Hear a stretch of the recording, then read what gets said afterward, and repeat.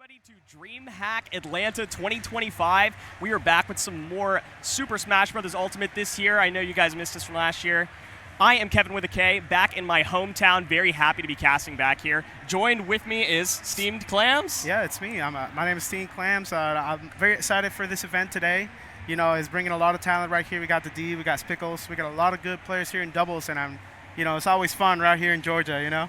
I love it. We start off with doubles. It's just the natural way that we do things here in the FGC and specifically in Smash. And a lot of Georgia representation across the doubles and the singles bracket that we're going to be having coming up. That's kind of the big thing about Dreamhack this year is that while there are just a couple of invaders here and there, primarily we are looking at Georgia talent and top Southeast talent. Yes, definitely for people that are doing the research and trying to learn and trying to get into the game, and also veteran players. It's always good to look at these type of events. You know, a lot of people are tend to usually ignore the events that are not as big perhaps, or when it comes to Smash as a whole, but this is where it's at. This is where you get to see, oh, I learned this from this person right here, or I want to watch my favorite player from Georgia. So I would really encourage people to, come in, see the Georgia players, have some fun watching, get excited. Yeah, absolutely, yeah. I'm excited. I'm excited to see some of my old favorites, some of my new favorites from the region, and I hope that you guys are enjoying it as well. We've got a match coming up here in just a moment. It is, I know that I see at least on one side, a powerhouse of Georgia. We've got the very active newcomer on the block, Spickles, the Luigi player, with the weird to say with how young he is, old player on the block that does not go to a lot of tournaments. So it's always a treat when we get him on the screen in DD. Correct. He usually is over there by, usually going to other events, in Athens, very stuck over there, but nonetheless bringing really good gameplay over there. A lot of people are learning a lot of the matchup, pioneering Steve / Pokemon Trainer. I'm not sure if he's really playing Steve or Pokemon Trainer right now, but as far as I know, he's playing Steve this time in doubles. So I'm really happy to see it. I'm very excited to see that. Yeah, I've seen him play a lot of Steve in doubles. I think that's primarily what he enjoys doing, if for no other reason than to piss people off. It's kind of his primary MO, I feel like, half the time. But let's see how they do going up against this Yoshi and this Ike. Come to our screen right now.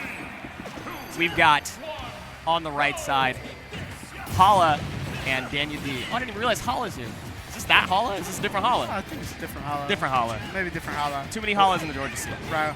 We're starting a really hectic match. Already taking the stock from the D, maybe, hey, we got a powerhouse, but maybe they'll change the pace of things. Yeah, you gotta look out for those sneaky Aether stocks off the side, especially when you're playing at ledge against the Ike. That's kind of a big thing. Although Ike, mid-center of the stage as well, covers so much with those massive aerials. Definitely. Ike, being a character that benefits a lot from big aerials, big very very linear combos.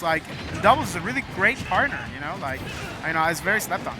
Versus Richter, actually, which I just now caught that. Richter and Steve, for the side of DD and Spickles, want to wall you out. They want to take center stage control. They want to allow Steve time to mine, and they want to use all of Richter's capabilities to keep you at distance. So when they are scrambled, when they have to do one-on-ones, or when they're in the corner, that's where they're going to be at their weakest, and that's exactly where they're at right now. Exactly, yeah. They're stuck in 1v1s half the time getting juggled, and that is one of the biggest weaknesses of this team, specifically this team competition.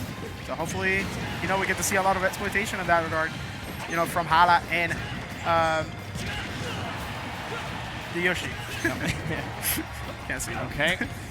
Yeah, and getting back to stage is so difficult. That shield got real tiny, fearing a shield break, but the parry comes out just in time. Trying to regain center stage control right now. Still gets hit by that Aether off the stage, and they cannot get back to center. We can't set up the blocks. We can't set up the Richter walls. But definitely getting ledge guarded though. First time seeing Richter doing planking, ledge guarding. Spickles out here treating Richter like it's like any other character in Smash, even though he's a specific type of archetype character. You can see him in the corner. He didn't know impact landing. Look at that. And look at how split they are. I mean, finally making some use out of that, trading back the stock immediately, but not being able to set up their game plan and being split out by the Ike and by the Yoshi has made this game a lot closer than you would imagine when you see two of the top PR players in Georgia season over two people that you may not know quite as well. Correct. And I think that also like the way they're like playing this doubles game is like very antithetical to the characters they're playing. Like they're usually engaging in a lot of 1v1s, but like their characters don't really want to do that. Like they're like, oh, I'm gonna like separate myself from like my friend right here that wants to mine. But then like that's when they get the weakest. Exactly. Exactly. Sure, Steve can hold their own, but then what is Richter doing? You know? Yeah, like Richter is side tilting, side being up. You know. Yeah, but Hala does go down. The Ike falls short. Getting edge guarded is obviously one of the worst things about that character, and if you don't have Yoshi to help you off stage or to at least cover the ledge so that you can recover, you're going to go down and you're going to leave that Yoshi in a 1v3 stock situation. Nice little combo right there, taking it off the top. We see Spiggles implementing that like footstool downer into up B. I mean, it's definitely like, you know, one of the newest technologies whatsoever, pioneered by Omega here in Georgia specifically. I didn't know he had a Richter like that. Now, I was going to say, you're so nonchalant about it, I was just going to hold that and say, yeah, okay, whatever, he's got a Richter. Surely this is not true. No, like, this is definitely something new, and but I'm out here for it. I mean, I'm a zoner connoisseur. I love zoning.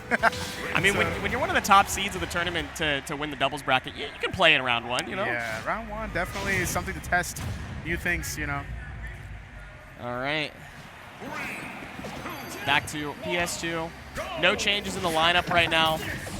And with these spawns, it does benefit the Steve and the Richter. But a sneaky grab to try to turn the tides, rolling back to the center, allows Richter to maintain that center stage and keep the scramble alive while maintaining stage control. That is crucial, especially if you can isolate that Ike on the right side. Yeah. And there he goes.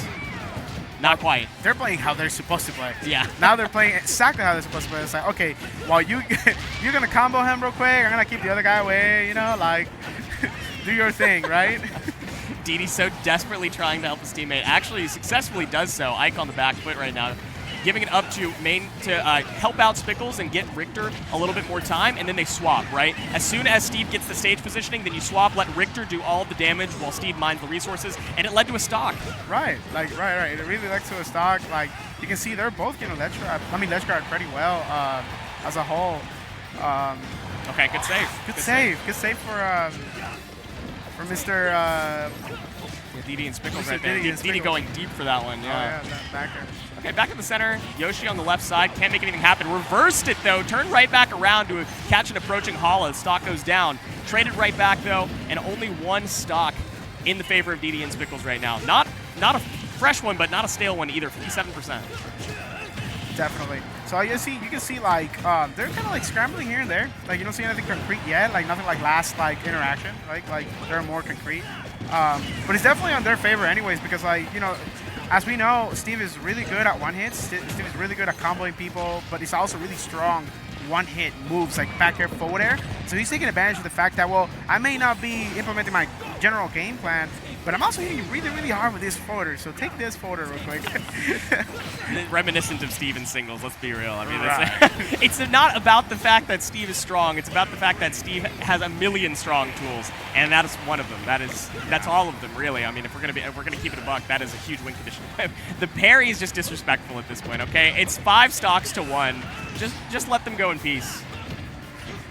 Right. They want to try to start a combo or something. I don't see much really. Hopefully we can see something hype. Let's see. I feel like they're trying to get cheeky with it, but they haven't practiced Richter Steve combos. What is going on? This is goofy. This is goofy. You're playing with your food at this point. Yeah. All right. Yeah, we keep playing like this, fool's gonna get cold, even though you got 3 stocks, 2 stocks. Hey, everything can happen in Smash Ultimate. Look, Hala on this Ike though. Ike has strong moves. Ike has capabilities right here. I think that DD wanted Spickles to go for, Spickles wanted DD to go for an up smash. Nothing doing right now. Okay, that was some sauce there. That was the start of something special, but right. You can't dodge every move. You can't really dodge every move, and that's gonna be the game from both Spickles and DD. You know, showing the new character, Richter this time around. We don't get no Luigi this time, but I think as soon as things start turning up, he's gonna bring that Luigi. He's gonna start doing more pressure, and we're gonna start seeing clips. It's true, and you know, continuing on to the winners side, second or third round, wherever we're at in this bracket at this point. I think that they're really, truly making a name for themselves as one of the teams that you would never want to root for at any tournament that you go to. I think they're like this close. You know, DD and DJ Dawn, whenever they team up, that's pretty hard, right? That's pretty hard to root for. Sonics and Wrath can be very difficult to root for as a duo. But honestly, this might be worse. Yeah, at least for the Southeast, this might be worse. Yeah, you know a lot of traction that these characters get, you know, from just so small of move. You know, they hit you with that one down tilt, that one up tilt, and they can turn it into stocks like this. And doubles is no different. You know, like both characters have moves that can put you into lock, stun, and they can just combo you for like the stock or 70, and then you're stuck there like. I thought I was able to play Super Smash Bros. Ultimate, but I guess they're playing Super Smash Bros. Ultimate. I'm just watching them play. We see right through you. We see right through you guys. Spickles, you can pull out the Richter. It does not jade what we know about you, all right? Exactly. But you know what team I'm really excited to see Let's today? hear it. I'm really excited to see the OGs, the good old and reliable Sonido and Fatality. Oh my God, I love the team. I love Sonido Fatality so much, and they always place higher than you expect them to. Yes, they're like static partner. They've been static partners since like Smash 4. Like they've been playing for so long, and honestly, it's always good to see them now because like. You know, back in the day, it's like, oh my God, another game with like Sonido and Fatality. But now it's like, I used to have this every day, and now I can't. You took it for granted. Yeah, I took it for granted, but we hey. savor it when it comes back to our screens. We hold on tight and pray. Yes, that's exciting. I'm hyped for that. Yeah, we've got a lot of big hitters in the bracket, both doubles and singles bracket. But you know, so obviously, just alluding back to the Georgia PR players that are going to be here. We have Omega. We have DD and Spickles you've already seen on your screen. Is Jazo competing? Where do we land with that? Because we were talking to him yesterday, and it seemed a little bit uncertain. Right. Things are wavy. You know, like we don't know exactly, you know, how's that going to end, especially for doubles. But one team that I wasn't expecting today is Crystal and Spider. You know, it's one of those teams that you're like, I never seen this team comp at all. No. Now, I may have missed a little bit. Yeah. Since like, you know, you see them every day. They're like local classics. You know Against what I mean? CJ Frozen, who I didn't even know was going to be here, by the way. CJ Frozen. CJ Frozen of Winthrop Esports, legend in the Southeast. You know, TO of the Rock the Hill events, and the Rock the Winds events. You know, fantastic guy. Yes. Great to see. I'm curious to see who he's going to be teaming up with. But this honestly seems like kind of a high octane set for this early in doubles, right? We've got two Georgia PR players versus CJ Frozen, one of the biggest threats in the Southeast, and whoever he's partnering with today. Right, and it's always scary when you see Snake on the screen in doubles. Yeah. It's one thing that instills fear in my heart and soul in doubles specifically is when I see a Snake on doubles, because it's pretty scary. It's always scary. Yeah, as excited as we are to see Sonido on our screen, right? Still, you know, it's difficult to see a Snake on the screen, especially when you want Georgia to defend their home state, right, against the invaders. Exactly. I mean, it's all fun and games, so you can't see the grenade or the C4 because everything is happening at the same time. You're like, what is going on? I always miss it, man. And you know what? Thank you so much to the stream runners. Understanding that we didn't get enough Luigi in our first set, so we have to bring it back to the screen. Oh, yeah. Thank you guys so much for that one. We need Luigi really on the screen. Like. Genuinely appreciate you. And then whoever Spiders play. I mean, one Mario, of three characters. Exactly. We got a 1 of 3 option. We get to see the Mario Brothers, perhaps. Yeah, I mean, that would be hype, actually. That'd be really cool. That would be kind of cool. Hey, Super Mario Brothers shit, you know. I feel like we're watching one of the old games, you know. Superstar Saga. Yes. You know, get the little combos.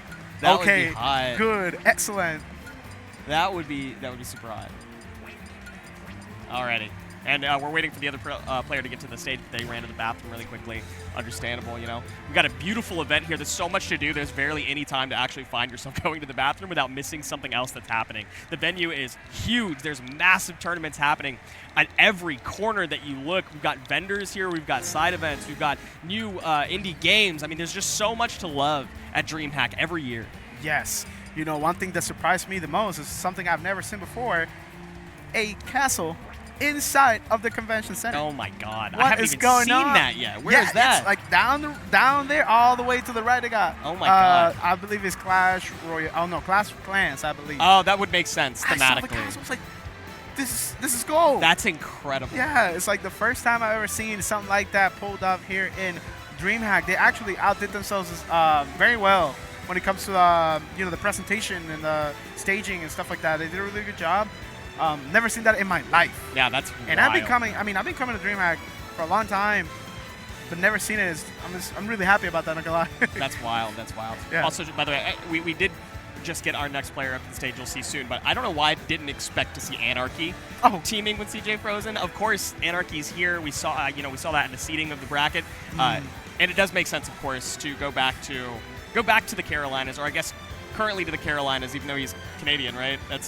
I'm pretty sure, anyways. But in any case, Greninja Snake is an interesting combo. That's something I haven't seen in a while. Honestly, I haven't seen both players, two players playing that team comp. It's my very first time. Yeah, I don't think I have either. Although I know that these guys do play together. Oftentimes when they travel together. So that'll be interesting to see. And a fun one too, because these two guys have to be like one of the top favorites to win the doubles bracket, or at least top 4, top 5 seed versus two what I have to assume at this point are underdogs, or maybe 12th, 13th seed. Definitely. Like that. This is a very hyped set. Invaders versus locals. Hey, Invaders versus locals. Also, Carolinas versus you got Georgia. You know that's what true. I mean? That's just the core rivalry at its heart. At its heart, right there. But again, it's doubles. We're here for fun as well. You know what I mean? We're here to showcase what we learn, what we like. Good old scrap. Gonna get into it in just a moment. I'm hyped to see these guys. Honestly, I'm hyped to hop off and talk to these guys in person. I haven't seen these guys in a while. I haven't seen them in that, for real. Yeah. All right, getting the fist bumps in, and exactly as expected, almost anyways, exactly as expected. We do have Snake and Greninja, but the characters that they're playing against, Steve and Toon Link. Okay, well, I mean... It's not like so unexpected to see the Steve, right? Yeah. And the Toon Link obviously is not unexpected at all. Crazy thing we didn't get Luigi. Exactly. Luigi Mario would have been more fun to watch, but look, to each their own, and this is probably, like, on paper, a stronger team. I get it, yeah. Definitely very scary with Spider using Bomb, Spider using his projectiles. Also, his, normals are very quick, so, Snake, especially doubles, he's going to have to struggle with that, setting up and all of that, because he really wants to be set up to be able to do much, really. I love watching Toon Link and Snake fight each other when Toon Link has Bomb in hand, because you don't know that what you do know is that at some point the combo is going to break. You don't know when, and you don't know which bomb's going to cause it. Exactly. Well, you know what didn't break? Greninja up smash in that platform. Usually it breaks, usually but not it that time. Definitely not that time. He hadn't lucked down. There's a reason why he's a really good Greninja player. He hasn't lucked down like that. Maybe top 1 in NA at this point. I'm saying, okay. Look at that. Taking another stock as a whole. They're evening things out here and there. You know what I mean? You can see both Crystal and Anarchy having 3 stocks, and you see Spider and CJ duking it off here and there. That was the other way around. Yeah. Good old doubles. But the big thing that's happening here is the isolation of the fights. CJ and Anarchy both want to isolate their 1v1s because that's where their characters thrive the most. Yes, Snake can still do a lot in a 2v2 on other side of the stage scenario, but against Steve and Toon Link, not as strong. So they wanted to isolate the fights. They want to keep them separated. Right. And it is a very common but very tried strategy in Smash Ultimate. You want to isolate them. You want to make sure you're fighting 1v1s. In specific matchups, because he helps really well. The dynamic changes because now this Snake that is not really the fastest has to come and save Greninja. It's true. And watch, I wanted you to keep an eye on the Carolinas team, right? Because Snake usually does like to play under the platforms in singles, play under the platforms with C4 and with grenades. It forces opponent to approach, especially on PS2. But there's so much priority for Anarchy and for CJ on center stage. In fact, they're making bad decisions to try to get back to center stage and hold it down. And it allowed Spider to find a stock right there. But just keep an eye on the stage positioning.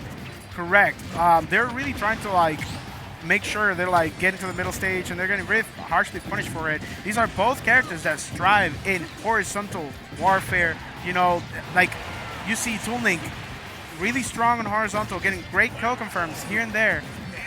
That was not a kill confirm, but that was definitely a stock taken Anarchy with the last stock of Spider. Very scary situation for Crystal right now. Yeah, Crystal's... I mean, Steve can do it. We all know Steve can do it. And Anarchy is a kill percentage if you can find the right opening and not get it broken out by CJ.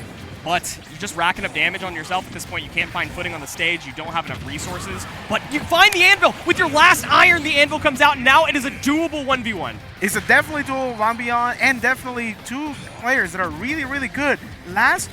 Yesterday, matter of fact, I was just going to say Crystal beats Anito, but like not this time. Oh, man.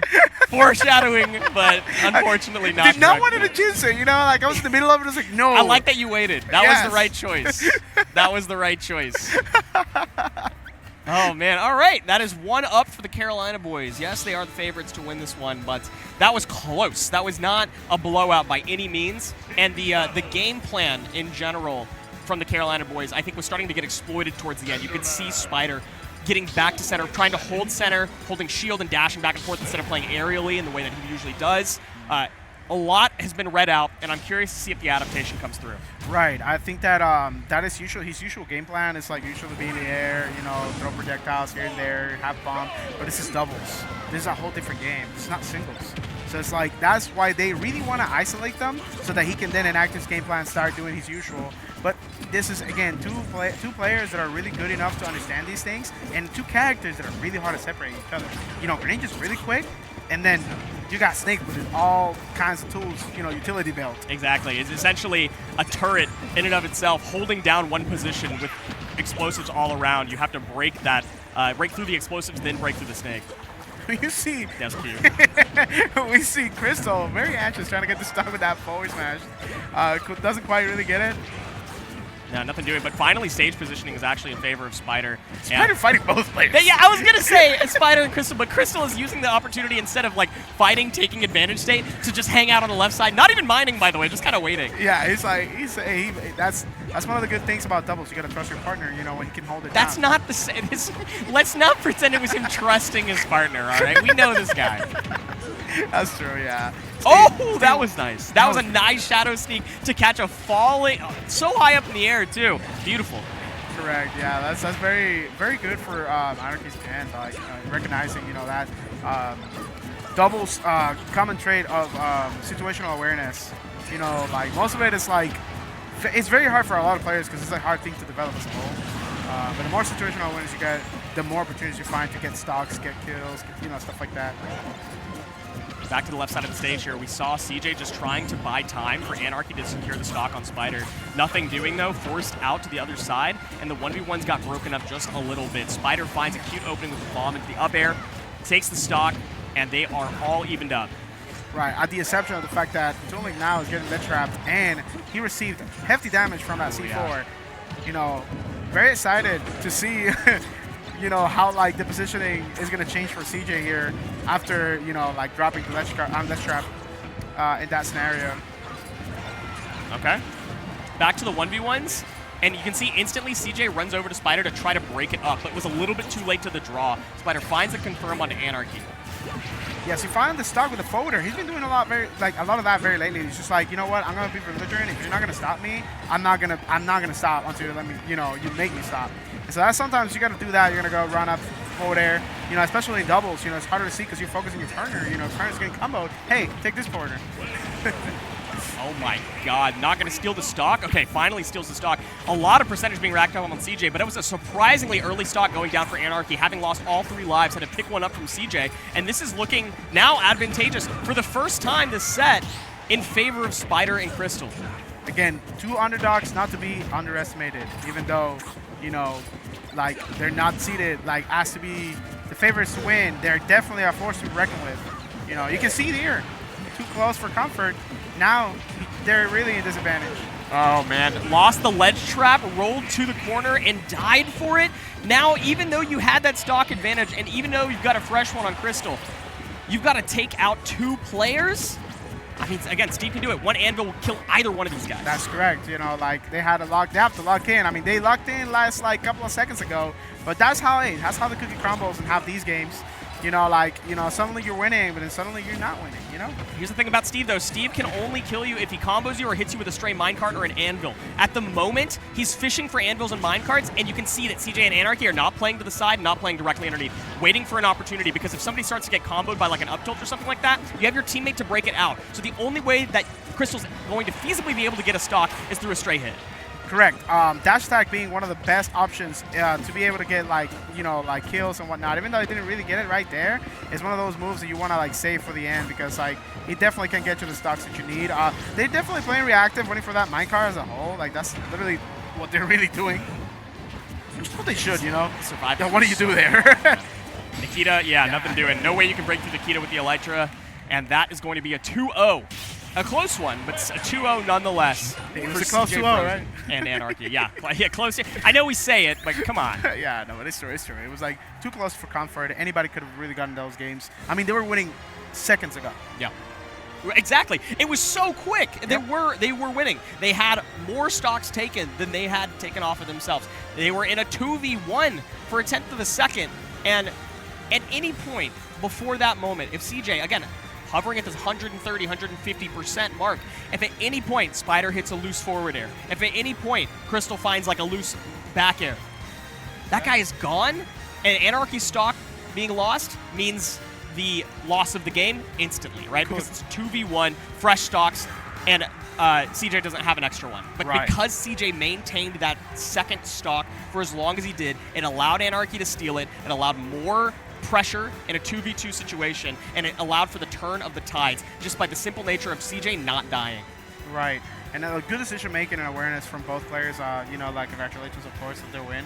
You know, they were projected to win, but nonetheless, we congratulate, right? Yeah. You know, like, really good players recognizing that, you know, as their win condition.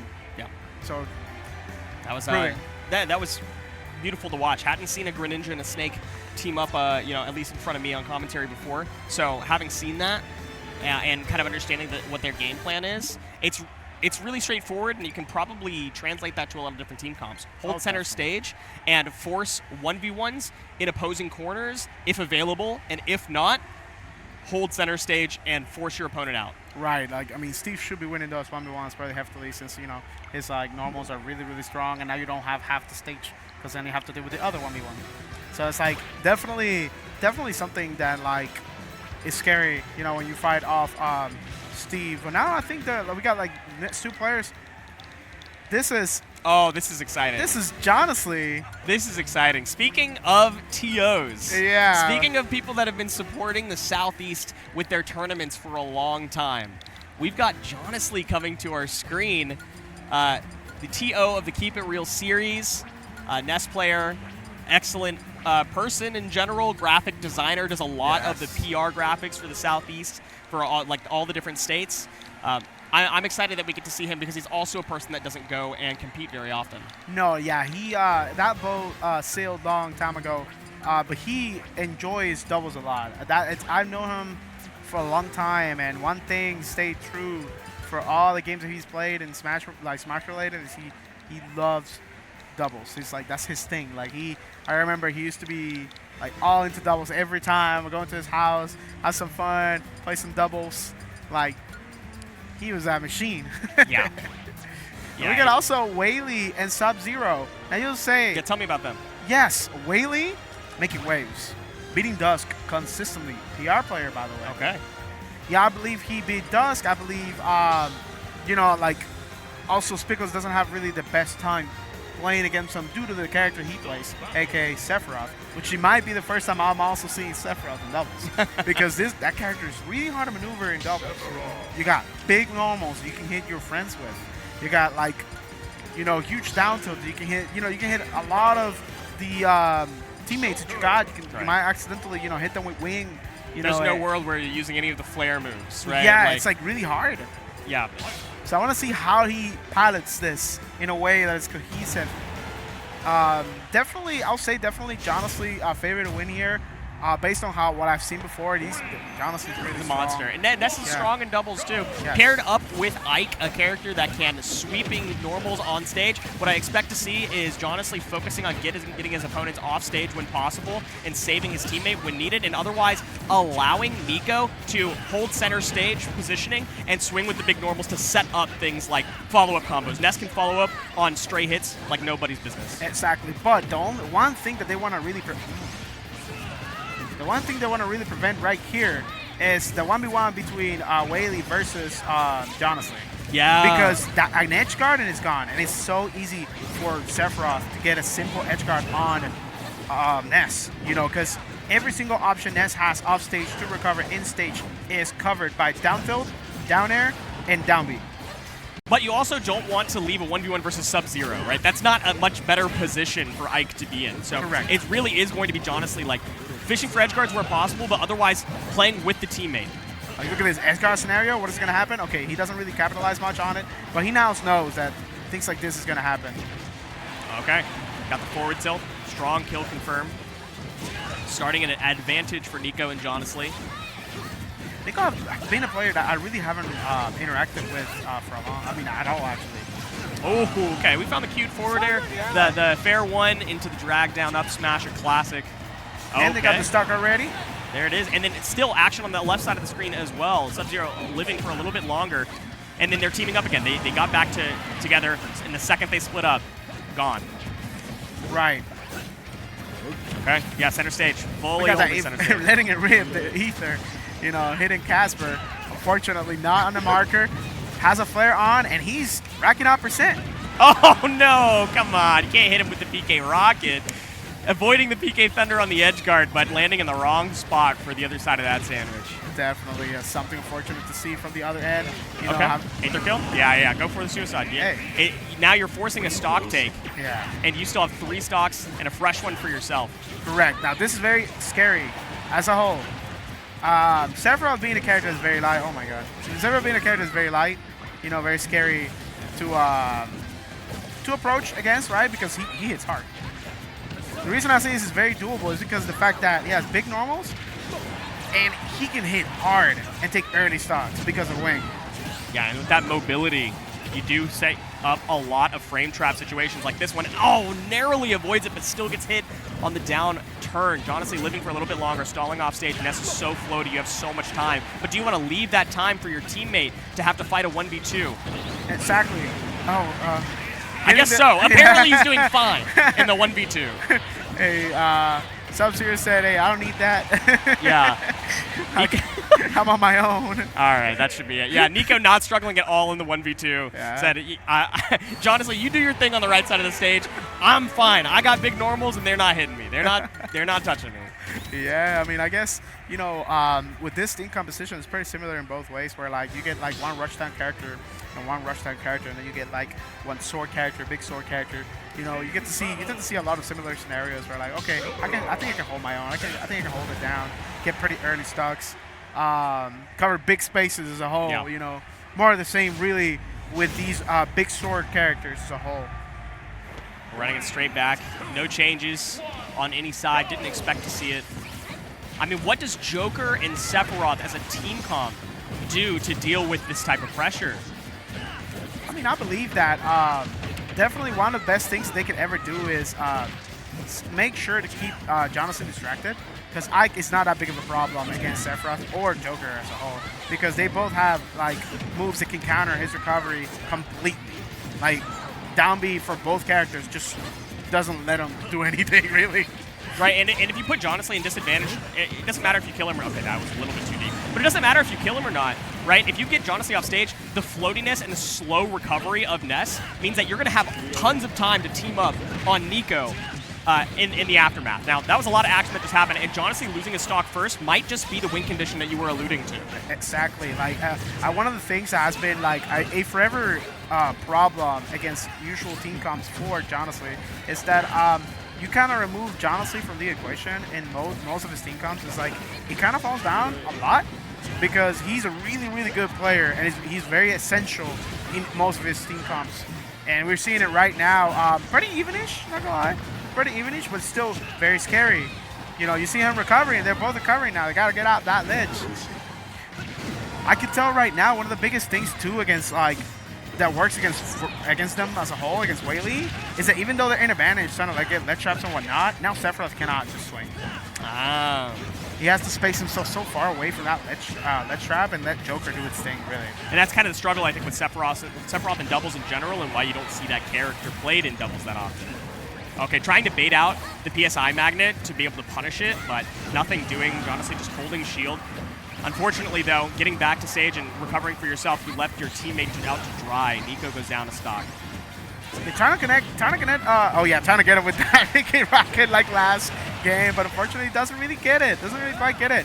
And again, stock looking like nothing happened really, like, you know, it's been looking very even so far. Every time a stock is taken, it's taken right back. Like, It doesn't matter how good the option was, it doesn't matter how cool of a like combo it was, it's just immediately traded back, doesn't matter who got it first. Correct. So and dead even. That is thanks to Sub-Zero's contribution.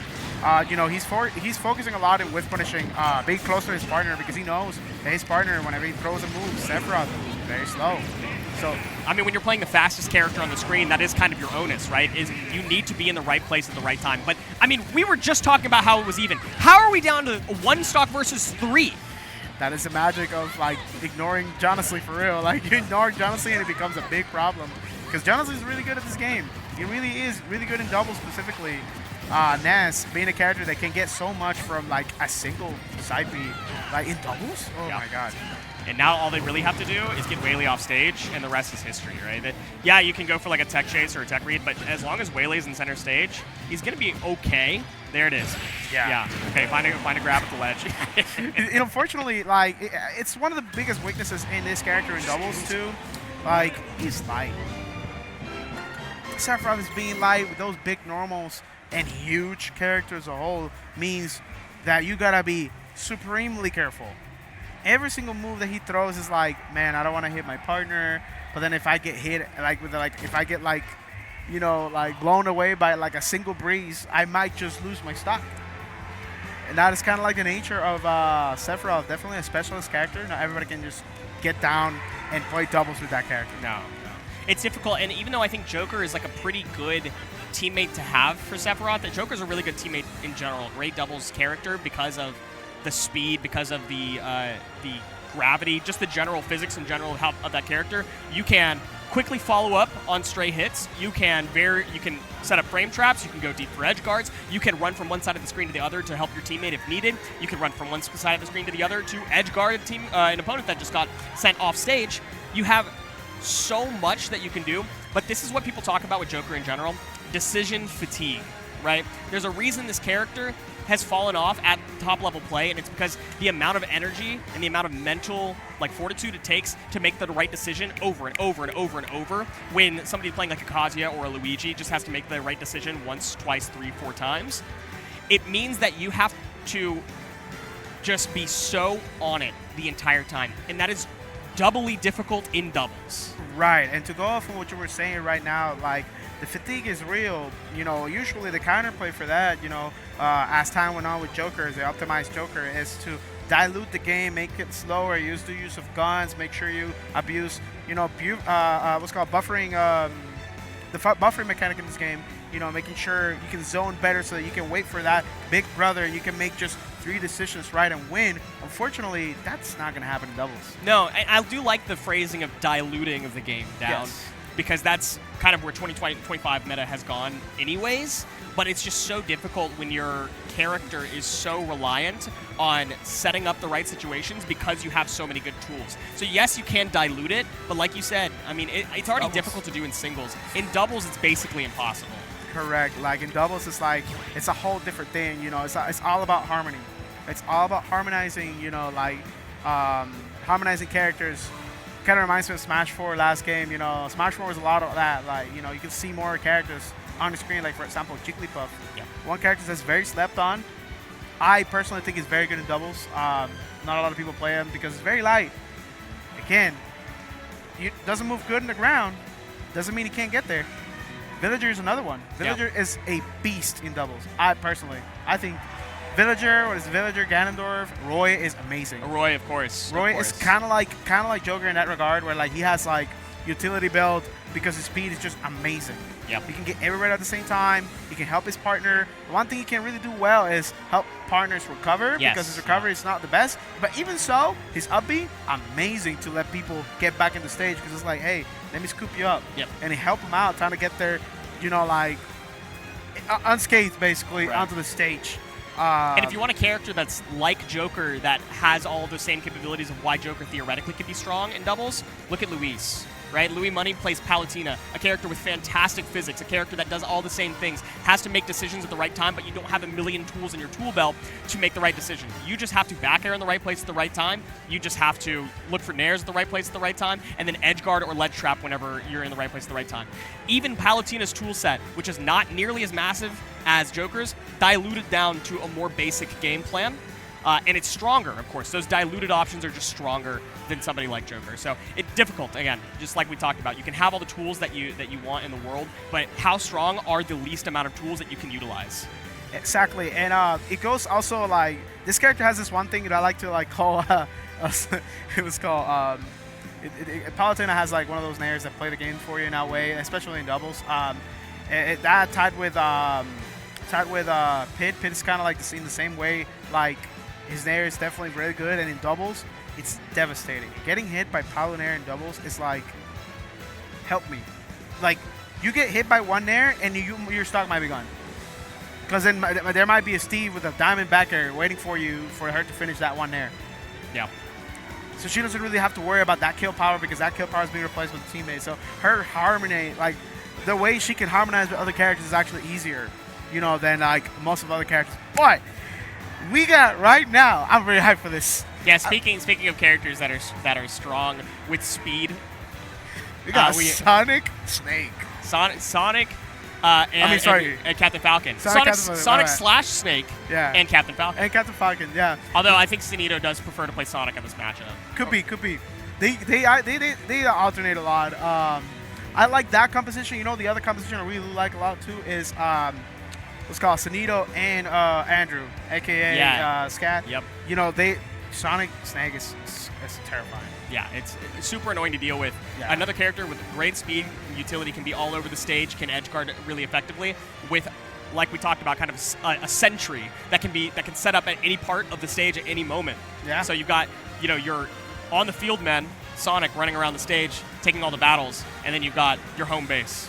Right, and what's the funniest thing too, like in that team competition is like, in 2v1 scenarios, you don't have to even get it that fancy. Because Sonic has one of the best confirms into C4 ever. By one, you can sticky C4 into Sonic, and he can and then it's over. Or, even better, Snake sticks C4 on the floor, Sonic just get a down throw, and what do you do? Yeah, there's nothing you can do. Nothing you can do, because Snake is waiting for you with a forward smash right here. Roll in. Yep. No option. Crazy interaction characters can put you in. No option. We've got, coming up next, though, as we already alluded to, Sinito and Fatality, of course. We were talking earlier about how we're excited for them to come to the stage. So we've got Sinito, Fatality, and they're going up. Okay, yeah, we're getting, here he is right here, the legend himself. Sinito, very excited. Very excited. Very excited to play, like, hey, gotta go fast, how they say. Oh, my God. Oh. Okay, he fell off stage. That's good to hear. He fell off the stage, huh? Wow. Hey. Beautiful. Against the Carolina boys. Right. We've got Anarchy and CJ coming back to the stage. Snake and Greninja versus Sonic. I'm assuming, anyways, Sonic and Captain Falcon. Or Ganon. You might pull out the random Ganon, because Ganon is pretty OD. I cannot see a world where that's beneficial in this really. Matchup. You got Captain Falcon right there. It's just worse against Snake, period, end of story. Yeah. And then you just get edge guarded more easily by Greninja and you're slower. There's no world where where it's a better choice. Correct. But you never know with Fatality. The guy's a content king for a reason. Right, hey. It's all fun and games until you get clipped on Dreamhack, which is what I'm trying to see. I hope that, Sinito rolling around at the speed of sound didn't affect his gameplay as much. Hopefully he can game of his 100% after that unfortunate fall. Looking for maybe a little bit of revenge, having seen the Carolina boys take out some of Georgia's homegrown. And they said, you came to our region, we're going to hold down the fort. We're not letting you take home the trophy without a fight. And this is, I think, winners semifinals, so we're already on the best 4 on the winner's side of bracket. So on top 8, these guys are all guaranteed top 8. Amazing. Top 8 winners semis.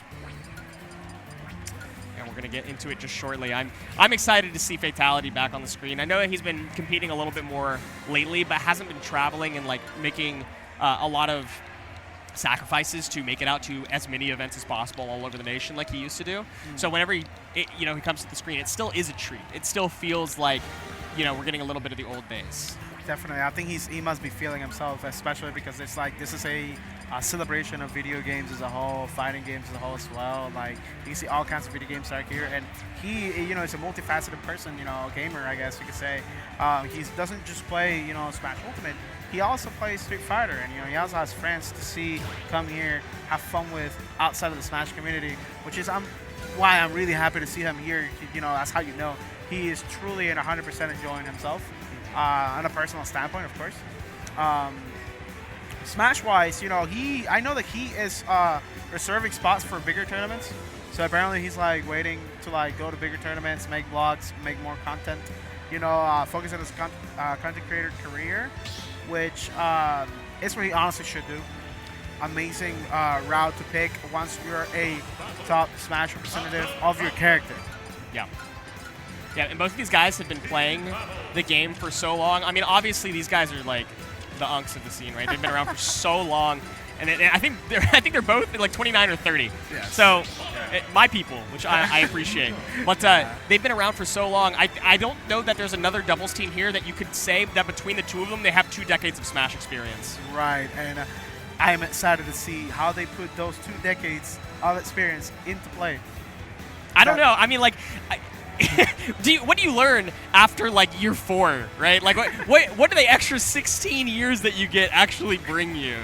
Especially in Ultimate, a game that is not quite like 4, especially against 2 characters that you don't play against every day. Oh, okay, well, Snake, I mean, obviously, but against Greninja, a character that just does not have a lot of representation in Georgia. No, we currently just have one Greninja player named Tobe. Named Tobe. He's really good. He's a really good Greninja player, terrorizing the scene. Honestly, yeah, especially recently. Right? Yes, he's been coming in, winning. I know. He loves Samus. He loves Samus. If you're watching this, definitely tune in. I know you love Samus. Anyways, so yeah, he loves coming to 404. He loves going to more other tournaments, like you see Rams, you see other tournaments cater to where like more relaxed environment, which is honestly one of like things I enjoy the most really in the Smash scene. It's like the most relaxed, like environments like Rams and stuff like that. This is where he usually goes to and have some fun and play and dig it out. But he is not short of good wins, like Rob Slayer, like Tobe, Rob Slayer. So yeah, we definitely got a single Greninja to teach us the matchup. Unfortunately, he hasn't been here long enough. That's all you need. You just need one person to teach you what's going on there. Yeah, to be fair, yes. Doubles is a different beast, of course. I don't even know what we're waiting on. Both these teams are fully ready to hit the go button, ready to get into the action, and I am too. He's in shock. He just fell. That's true. That's true. He's repairing his ankle at the moment. We've got a medic on the stage. We can't show you. Breathing in, breathing out. I will be too. Yeah. Man, they're keeping us waiting for more Fatality on our screen. I'm itching, man. I'm having withdrawals. Having withdrawals. Hey man, I'm really happy. And I see what they're doing. They're like, it looks like to me. Some technical issues potentially. Yeah, it looks like it's technical issues with the controllers. How about I talk about the controllers and whatnot? Because again, like there's all kinds of controls out there. Very happy how the controller has been developed in the Smash Ultimate scene. Or you can use Pro GCC, I believe, if that's the name. You could use like even bots, which is to me is crazy. I never thought that would have been the case. Yeah, come quite a way. Yeah. Let's see what that next development is. I'm curious. There's a lot of especially in Atlanta. There's a lot of desire for adaptive technology for gamers with like quadriplegia and things like that. So you're getting different types of controller style innovations, and they haven't quite hit like the general box market or the general controller mod market yet in terms of intrigue. But there are some things that I think really could change the game. Not seeing any of that right now, though. A lot of traditional controllers on the stage from all of these old heads. Come to your screen. We've got Fatality and Sunito versus Anarchy and CJ Frozen, game 1. We got the Unk team right here, right now. Over 20 years of experience. That is not a compliment. Oh, that was fast, though. CJ not ready to play against a strong Captain Falcon. Look at that. This is what I love to see. All the synergy, all the combos, all the fast octane, like stock skin thrown in. They're throwing hands back to back. They know what's up. And look how quick they both are to save their teammates when they're in peril. Like faster than every team we've seen on our stage so far. Yes. Yes, one of the things I love to see as a whole. This is why this is like my favorite team in the entire event as a whole that I really want to see. I'm very excited. You know, look at that. Wow. Anarchy missed the punish, the edge guard that could have taken a fairly early stock off of Sunito, and you missed your opportunity once. Bye-bye. Yeah, it's gone. And one of the best things about Sonic is that his down throw leads into deadly things consistently because it's just set. It sets you for a tech chase, and it also sets you right in front of him. So, one out smash. Hey, looks like your Saga gone. Now you have to do it again. Oh, okay, 1v2 as the star KO comes out, a little bit of stalling. Fatality chooses to go off stage and hang out, waiting for Sunito to come back. The right choice, surviving long enough to get back into the 2v2 action. Yeah, it looks to me that they're trying to even things out. That's their goal as a whole. Like, in general, you know, CJ putting in really hard work, you know, like using those grenades, using those down B placements to make sure, you know, he does, hey, you can't cross here. You shall not pass. Like, this is not your grounds, it's my grounds. You know, making sure you deter Sonic too, you know. It's one of the biggest things you got to do as Snake in this specific matchup. Going for that back here. They're both going for that edge guard. Oh, the air dodge comes out early. Punish still. CJ can't find feet on the ground. The second that you do, you are gone. Down throw into down air from Fatality. Sunito set that one up like they've been practicing every day for the last 20 years. I don't know. It sounds to me like this is what 20 years of experience look like. You want to know what comes after that year 4? That is exactly what comes after year 4. Instant confirms like it's butter. That was so fast in such a scramble position. Right. Ungodly. I don't even know if they're talking. They have some sort of telepathy between the two of them, man. They don't got it. When you got 20 years of communicating with each other in these tournaments, all you're going to do is move a certain way. Look at that. Hey, what does he do? What does he do? Surviving for a little bit longer. But for how long? That's going to be a deep edge guard. You're not coming back from this one. If they let you come back from this one, they're playing with you. And waiting out the air dodge. Fatality playing it like it's a 1v1. Dominating first game for the Georgia boys. One of the interesting things that I've seen, and one of the staples for Georgia double scene is Sunito being the stock holder 101%, letting Griffin take the most risks, letting Captain Falcon do his game. That's what he does the most. Yeah, that's kind of a classic combination in doubles, is having one character that can kind of just tank hits, tank stocks, like live for a lot longer percentage. It's not like a game plan in and of itself, but it is like something that you can play around when you have a character like Sonic, who has great survivability in the form of speed, or a character like Snake, who has a great survivability in the form of weight and combo breakouts, or characters that are just heavy in general on your screen, Bowser or Donkey Kong or whoever you might have. Those characters are, if for nothing else, to hold down the fort while your character does the work, right? You got Fatality on Captain Falcon, happily taking 1v1s at every corner of the stage, while Sunito lives, breaks his partner out when necessary, and sets up combos. Correct. And one of the biggest, scariest thing, too, is that while all of that is true, you put all of those traits in a small character that turns invincible from frames and frames. That spin dash being one of the very scariest things. Like, usually the biggest weakness is like, oh, he's big, so he can take a good punish, so let's combo him. Yeah. Sonic, you don't get none of that. Nothing Can't touch this. Anarchy has chosen, because it is so difficult to combo that Sonic character, to switch off of Greninja into a character that does not prioritize combos nearly as much, but prioritizes projectile, prioritizes neutral, and good, strong stray hits. That's Wolf coming to our screen. Right, Anarchy does have a very deadly Wolf. Yeah. Now, I will say, though, I would be very scared if I was Anarchy, because this is Captain Falcon v Wolf. That is, yeah.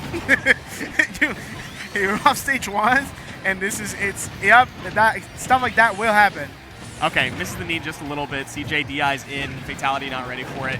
Deep off stage. The Wolf ledge trap set up. But honestly, all you did is you got Fatality closer to his teammate to make sure, just in case, that you could secure the edge guard. Wolf flash, though. Surprising that at that hitbox, that was a spike, but maybe he was DIing out. I don't know. Ledge, that's crazy. Right, retaliating immediately, understanding the assignment, of course. Like, hey, I need to recover, but here, take this spike real quick. I need this stock. I will say, though, this is a very scary team comp for both players, like CJ and Anarchy, because this advantage is going to play a big, yeah, as you can see. As you're saying, it has happened right there. Big factor right there. They cannot get out of this advantage unscathed as Sonic, and they just racking percent, taking confirms. It ain't even funny at this point. He's already off stage again, man. And you have to Wolf Flash high because Wolf Flash does not have a true 2-frame, or I should say a true 2-frame to snap to ledge. So you're lingering for so long. You have to be so much more disciplined with your recovery options. So difficult. You see them both players, they just jab each other. We're like, wait. They're doing it again. But yeah, so like we're back in the game. We see a very hefty advantage from you know what I mean? Both players, like, you see Sonito having 3 stocks right there. Taking the stocks, like you said, like holding it down. Yeah, he's holding it down. This is the champ. Okay. He said, okay, the 1v1 is actually not working out in my favor. Papa, come help! Fatality goes and breaks him out. Right. And you can see right there, Sonito not letting go. Oh, okay. Chasing up high, finally taking Fatality's stock down. But Sonito is holding on to so many of them. He can take a fresh one. Sonito goes down, still has a fresh one in the back. Now, the stock advantage is still in favor of Anarchy and CJ Frozen. Let's not forget. Correct. But that's going to set things straight right now with a Fatality ledge guard. And you see, you just got to be careful right there at ledge, trying to dance right there. Dash stack being very scary. Oh, that could have been really dangerous to get in swat CJ Frozen out of the air. Correct. Down smash doing so much work as a ledge trap right now. Anarchy should not be getting away with this as often as he is. Hey, doubles, baby. You can get away with some crazy stuff in doubles. So okay. we see a good change of pace. You know what I mean? Like, they play more disciplined. Unfortunately, there's gonna be a point in time in doubles you will always have to recover low against oh my god, against any character.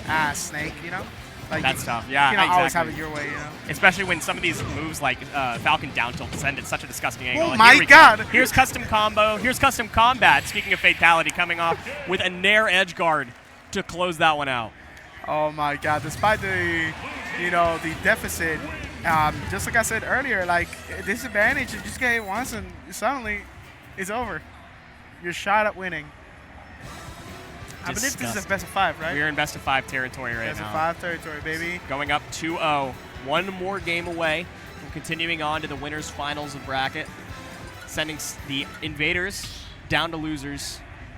And I really don't know what the answer is at this point. They had the advantage. They had the stock lead for some time. But because Sonito lived for so long, it was so difficult. And is a double character swap really where we're going? It is where we're going. CJ pulling out the Falco. The Spaceys. All right. We're going to space, guys. Falco's a good doubles character. Look, I'm not knocking it. I think that there's some sauce here. But against Sonic, it's so difficult. You got to hope you're taking the 1v1s versus Fatality. Yes, definitely. And just as we say, he immediately took the 1v1 versus Fatality. Fatality said, I'm not afraid of that 1v1. Yeah, he didn't go in so well. Let me get Sonito instead. Hold up, this isn't working out either. Oh my god. You got a juggle scenario, not letting go. Fatality, like, oh my, getting the read. Doesn't get the knee, unfortunately. Fast pacing and timing. But hey, it's doubles, Yeah. It's kind of hard to do stuff like that. Oh yeah, catching out the illusion. Trying to recover with that Phantasm, gets swatted out of the air with a back air from Fatality. A stock traded back in quick service, and Sonito actually losing the stock first. That's interesting. Maybe they are catching on. Right. One of the things that I was able to notice earlier on is like, wow, okay, Sonito's actually like losing stocks. That is scary. Ooh, yeah. Oh no, recovery scenario versus got the fucking ends on an up smash and takes the stock. This is disadvantage of the spaces for you. It's difficult, right? But Anarchy still has 3 stocks in the back, despite the fact that CJ's lost 2 in quick succession. Finally goes down, and it's just a full stock lead for Fatality and Sunito. I don't know that this character swap's working out. Right. Unfortunately, they both play characters that like are very polarizing as a whole. Oh my god! He just took the 15 one hit. Okay, wait. Oh, that was almost a nice opportunity, but fish for the down air, not expecting Fatality to go for the air dodge instead of the guarantee forward air, and that means that Fatality gets to live a little bit longer and gets back to stage successfully. That's dangerous. You have to take every edge guard opportunity against Captain Falcon as possible. The teammates hitting each other with forward smash is so big for Fatality. He's definitely shouldn't let it go, and he's That's showing right. why. Yeah, he didn't let it go. Now it's over. Yeah. Unless. Oh, okay. The down smash comes out, and we do see a stock take. It's still a 1-stock advantage for Fatality and Sunito. But again, the edge guards have not been there for the spacies against that Captain Falcon, and every time Fatality's happy to go deep, happy to secure whatever is available. Okay. They're getting combos like it's like nothing. It's not even funny. Wow, like. And okay, didn't find it. The read, yeah. They Oh, want trying to lock in with the jab. Unfortunately, doesn't get it. CJ understanding. You know, hey, I gotta spot those days. If I don't, I have to say goodbye. Yeah, CJ's fighting an uphill battle. This should be It's all she over. wrote. Yeah. Yep, you're not recovering from this one. Yeah, untechable. Exactly. There's just no way you can get around that. Falco only has 2 real angles to recover from when you're sent horizontally off stage. You can either go straight to the left with the Phantasm, or you can go low and recover straight vertically with the Falco Fire. And in either situation, Captain Falcon has options for you. Definitely.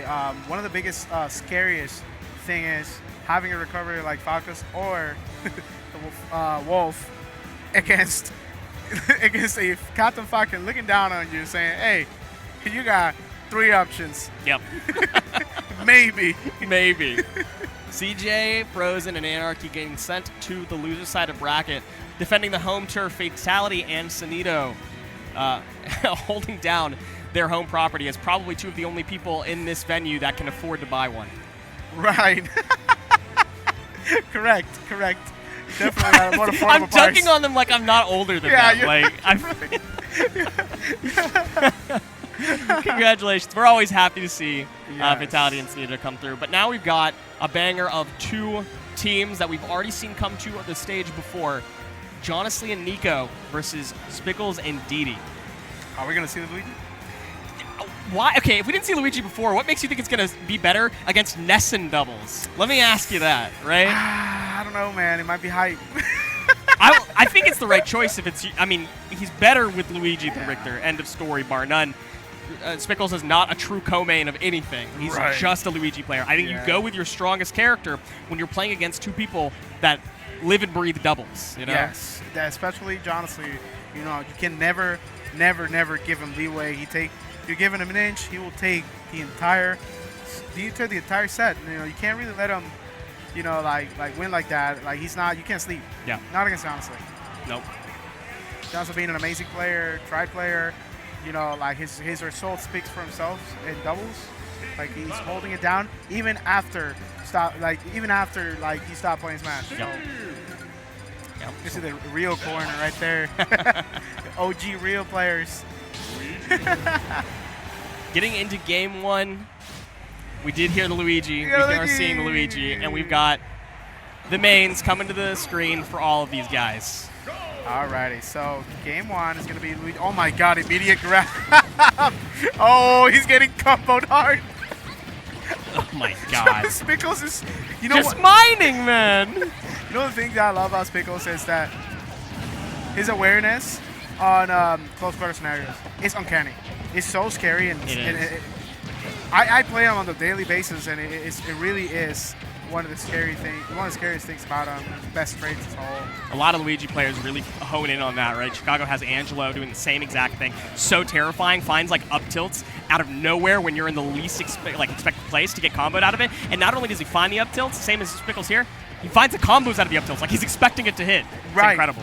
Right. He's like he always put full trust in his moves, you know, to hit, because I mean, he knows this guy is a connoisseur. You know, like he plays. Luigi's been playing Luigi for the longest. I mean, this has always been his thing. We seen an upbeat on the screen. I'm happy. Yuck, bro. Hey, but it was raw upbeat. It was raw upbeat's like 1,000 times harder to land. I do like that DD is not letting Spickles have to take a 1v1 versus Jonasley at any point, right? The second that Jonasley has his hands on Spickles, gone. The stock is lost, right? But for the most part, DD has been the protector. Right, because one of the biggest things against this matchup when you play like Ness is the fact that, yeah, Luigi got fast arrows and whatnot, but you also have to deal with, like, Ness forwarder being bigger as a whole, you know, like, also up par, not better, but up par advantage state. Yes. And Ness is really scary when he's in advantage state. And if you send Luigi just far enough off stage, there's no way you're getting back if Jonasley does not have to deal with DD. Definitely not. I mean, even with oh my God, misfire, even with misfire, you can't really do it forward. Sorry, DD F smashes to the left and gets one stock, and F smashes to the right after and gets another stock. That's all I had to say. That's ridiculous, man. Yeah, I mean, look at that. I mean, backer and unbelievable, man. Privilege of these characters.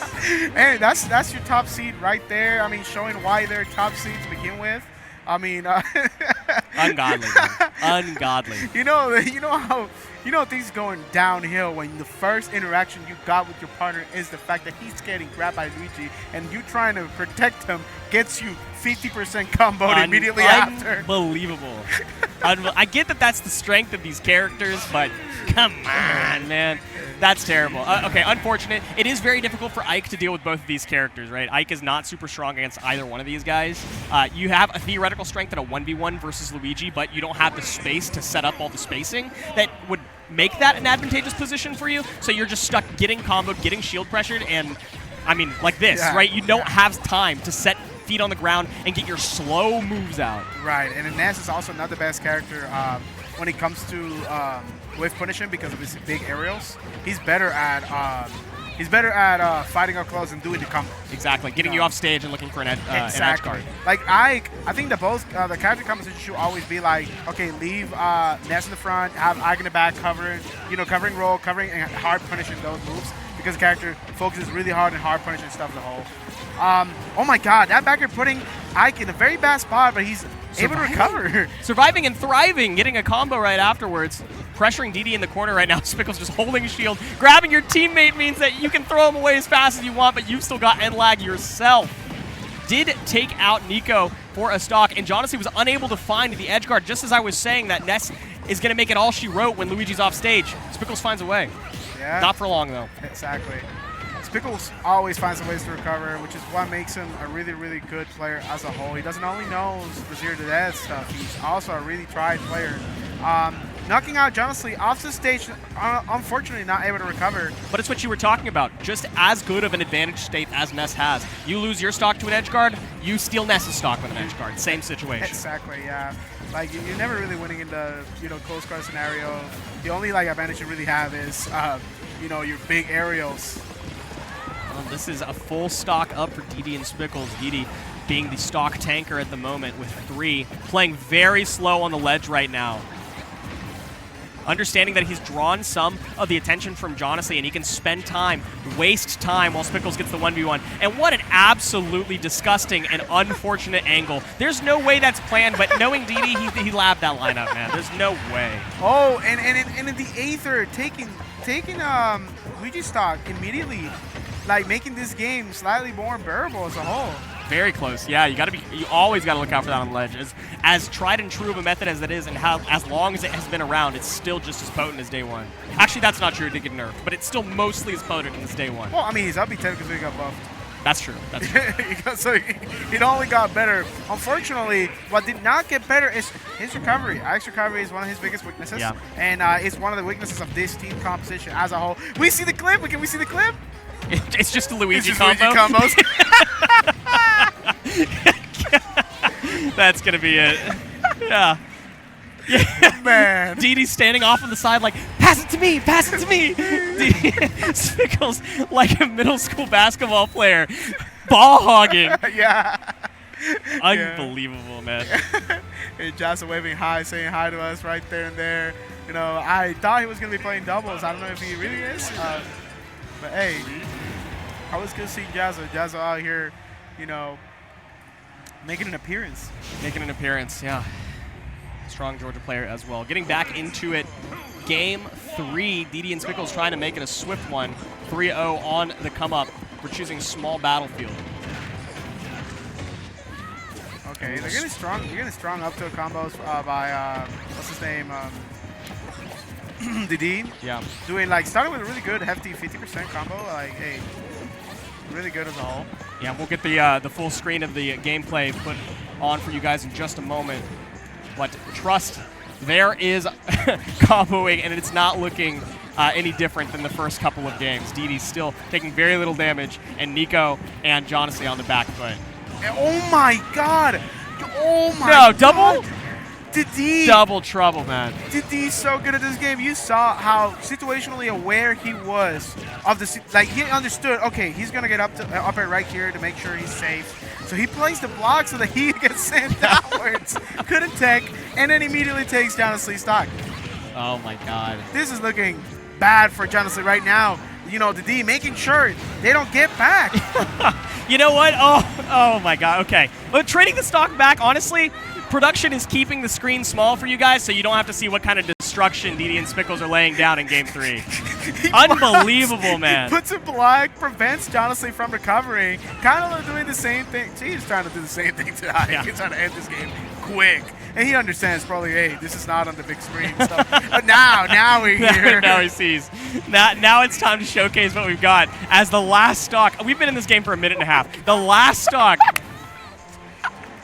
And there he goes, falling so slowly. DD and Spickles, as quickly as the game came to your screen, it left. Yes. 3-0. Pretty quick, just like a comment. Like, you know, I mean, I can't wait but laugh. It's so much fun to see these players, you know, expressing themselves, having fun. You know, both players throwing up stage against Ness is the funniest thing ever. I have no words for that. You don't want to root for him, man, but sometimes they do some stuff that just makes you laugh.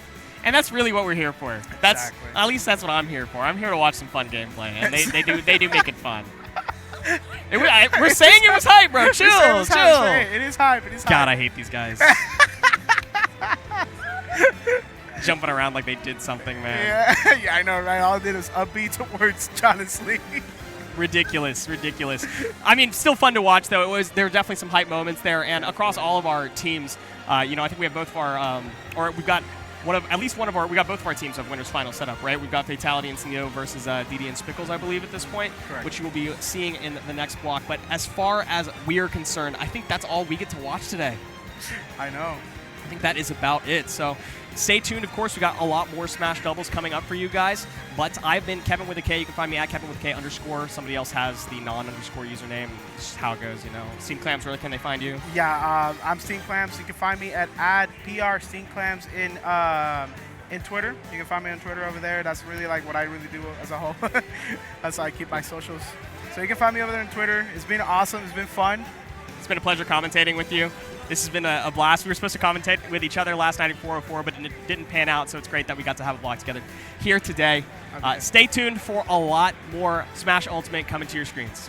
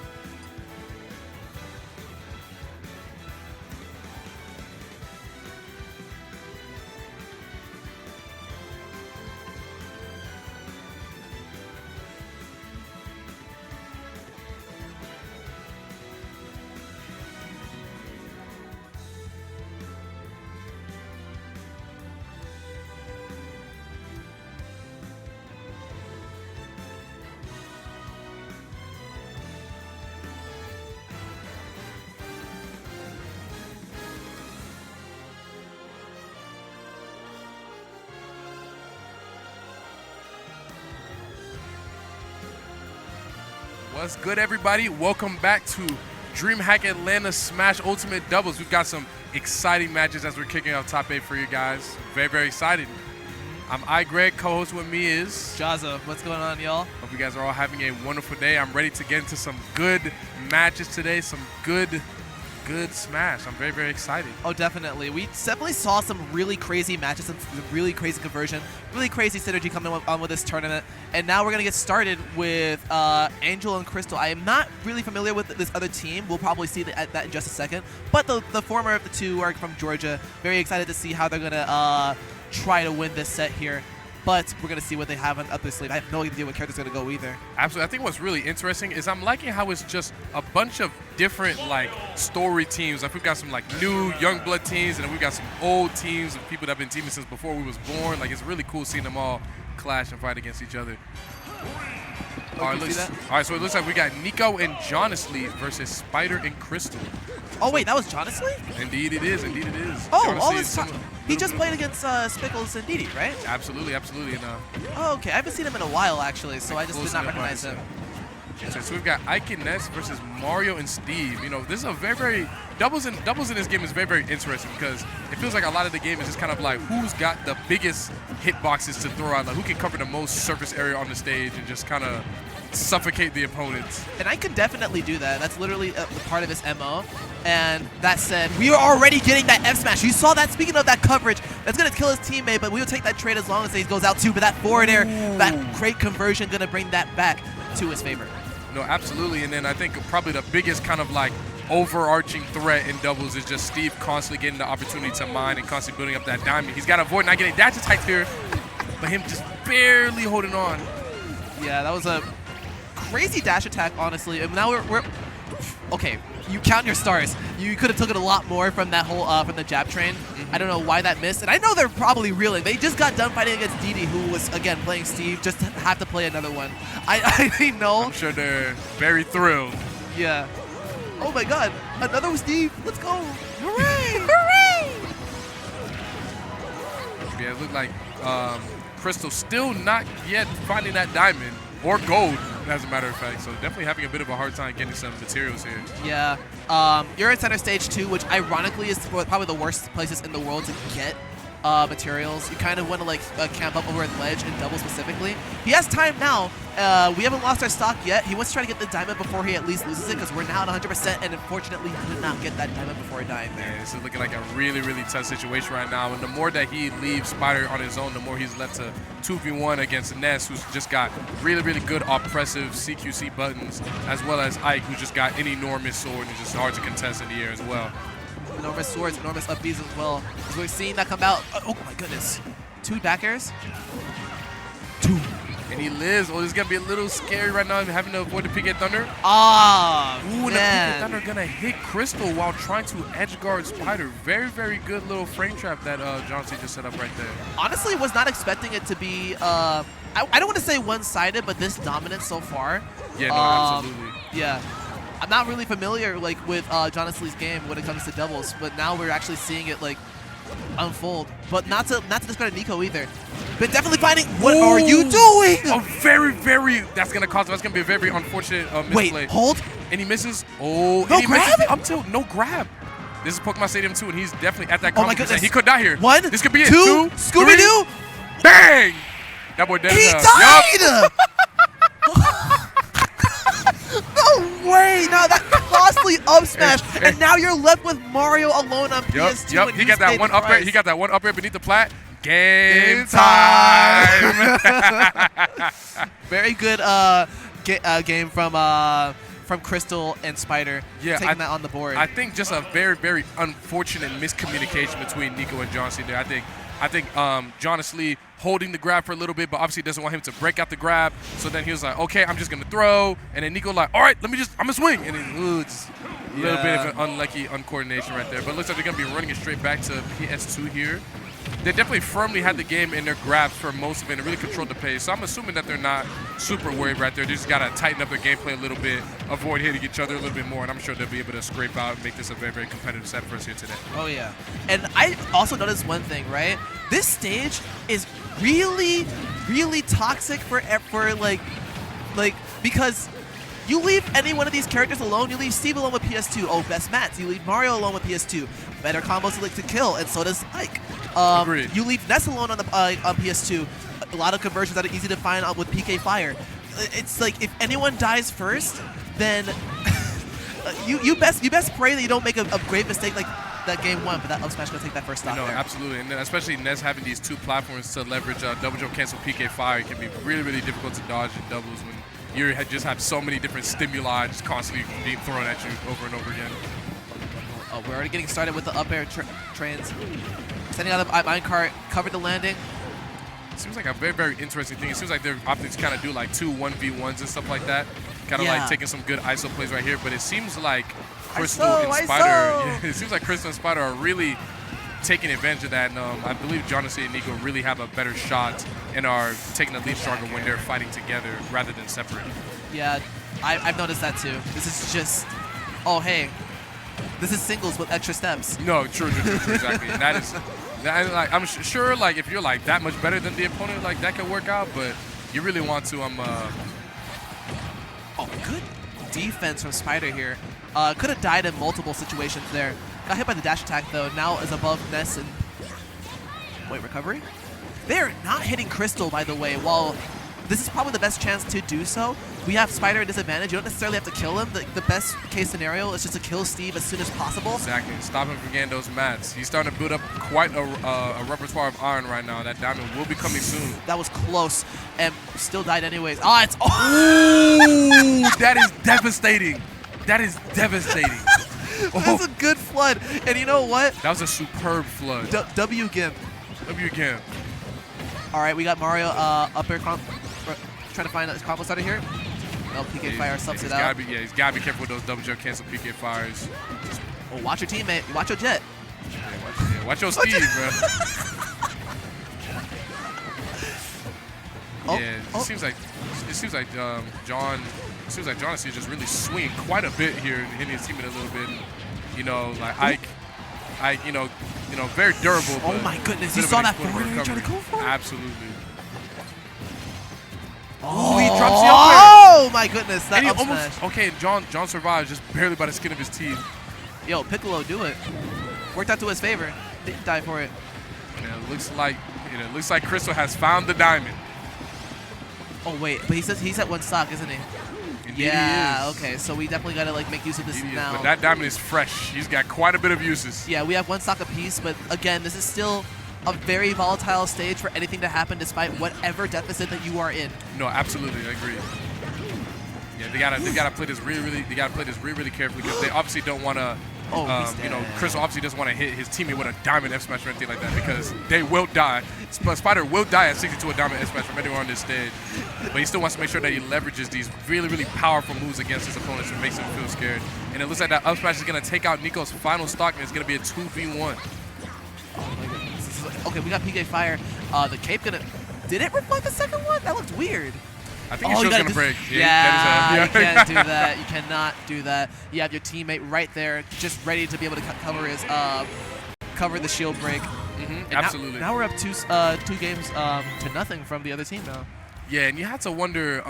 Do you think like maybe you have to wonder if they're thinking like maybe we should look at a different stage, something that can help us suffocate Steve a little bit more. I think Spider has definitely become like the sponge of all of like the attacks and like all of the aggression. It seems like they're really trying to like take care of Spider because Spider is in their face, but Crystal, he's just kind of like lurking on the other side of the stage, kind of taking his time to mine, taking his time to build some blocks, create walls, not really engage with the opponents until they, you know, start to engage with him.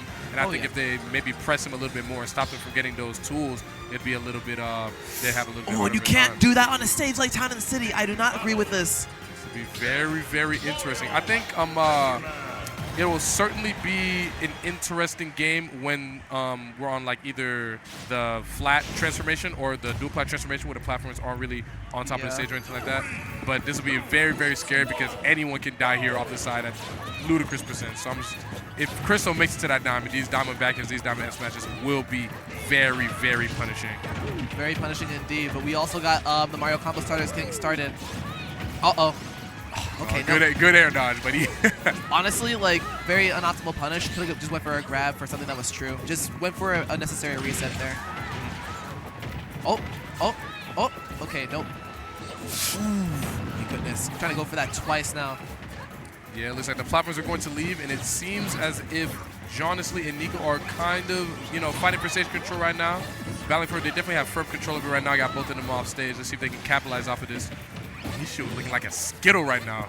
Yeah, definitely. But we got the Aether coming back on the stage. Oh, man, this is really bad. We're like in a situation where, again, like you said, Steve is able to stay back and just do whatever he wants. I think you're punished here. No, you're not. No, absolutely. He had quite a bit of time to mine, and he didn't get anything crazy from it, but the more times you give him those opportunities to mine for like 3 to 5 seconds, Oh, he's the more dead. likely he is to get something good from it. Okay, they got the first stock, but they lose one immediately. But still, like a stock on Steve before that diamond comes out, you take that in the bag any day of the week. Yeah, great trade right now. Johnson trying to preserve this stock as much as he can, track on some damage before he dies. Ness, not the most durable of characters, but surviving to 130, definitely getting a lot of mileage off this first stock. I don't know what is happening there. I saw the Flood like push off up smash, and I may be tripping, but I could have sworn I saw up smash also lingering while he was off stage. So there's a lot going on. It seems like Spider's trying to edge guard Jonasley right here, but Nico coming to his aid. Uh-oh. And Nico may pay the ultimate price for it. Luckily, we were able to decide to deal with the devil to not die there.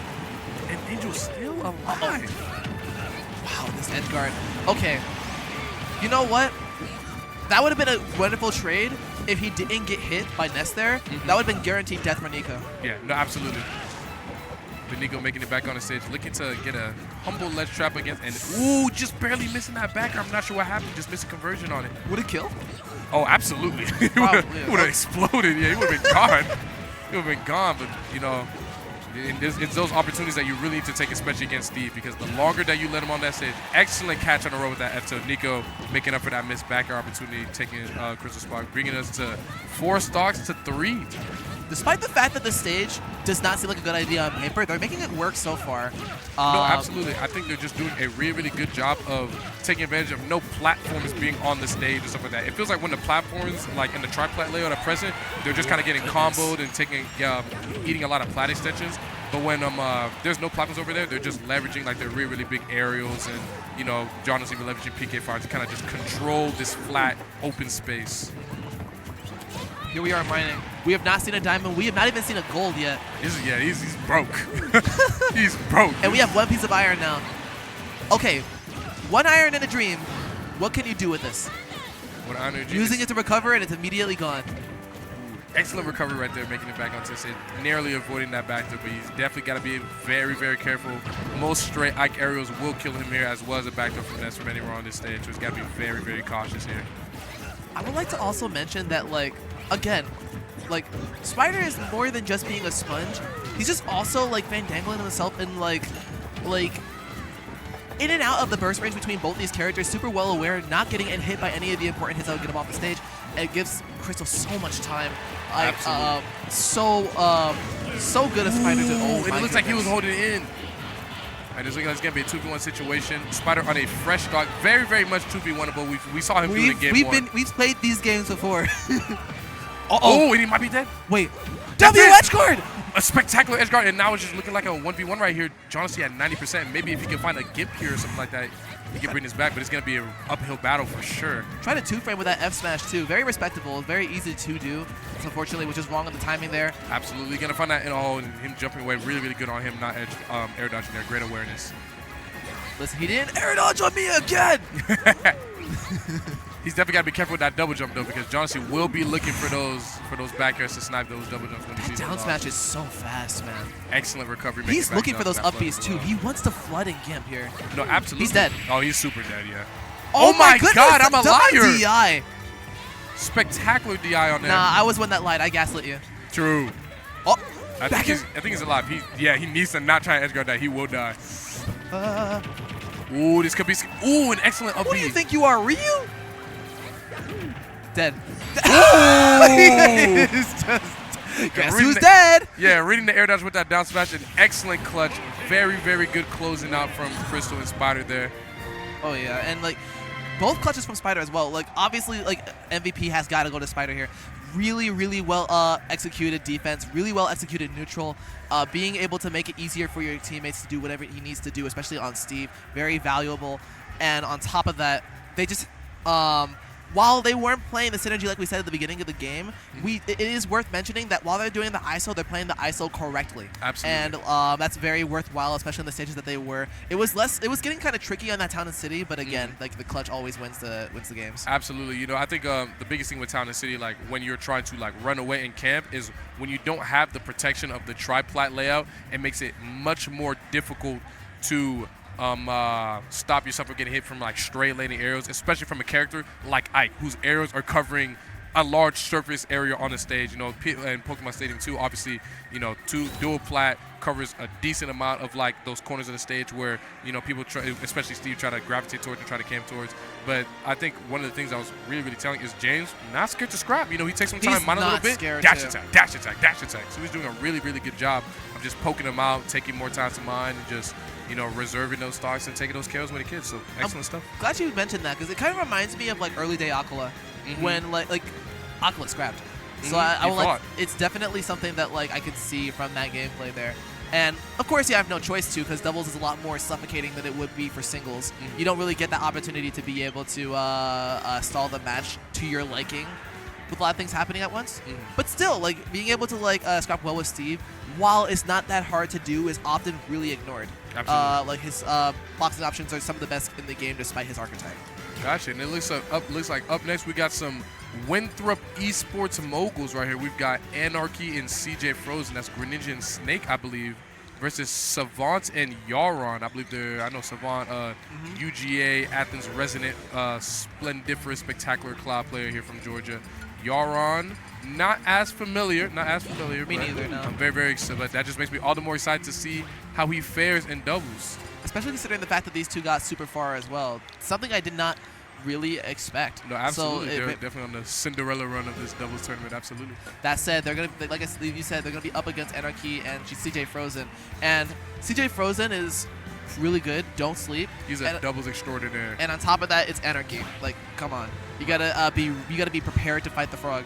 Yeah, now I remember one time, for those that are, you know, well ingratiated in the scene, there's a tournament called LMBM.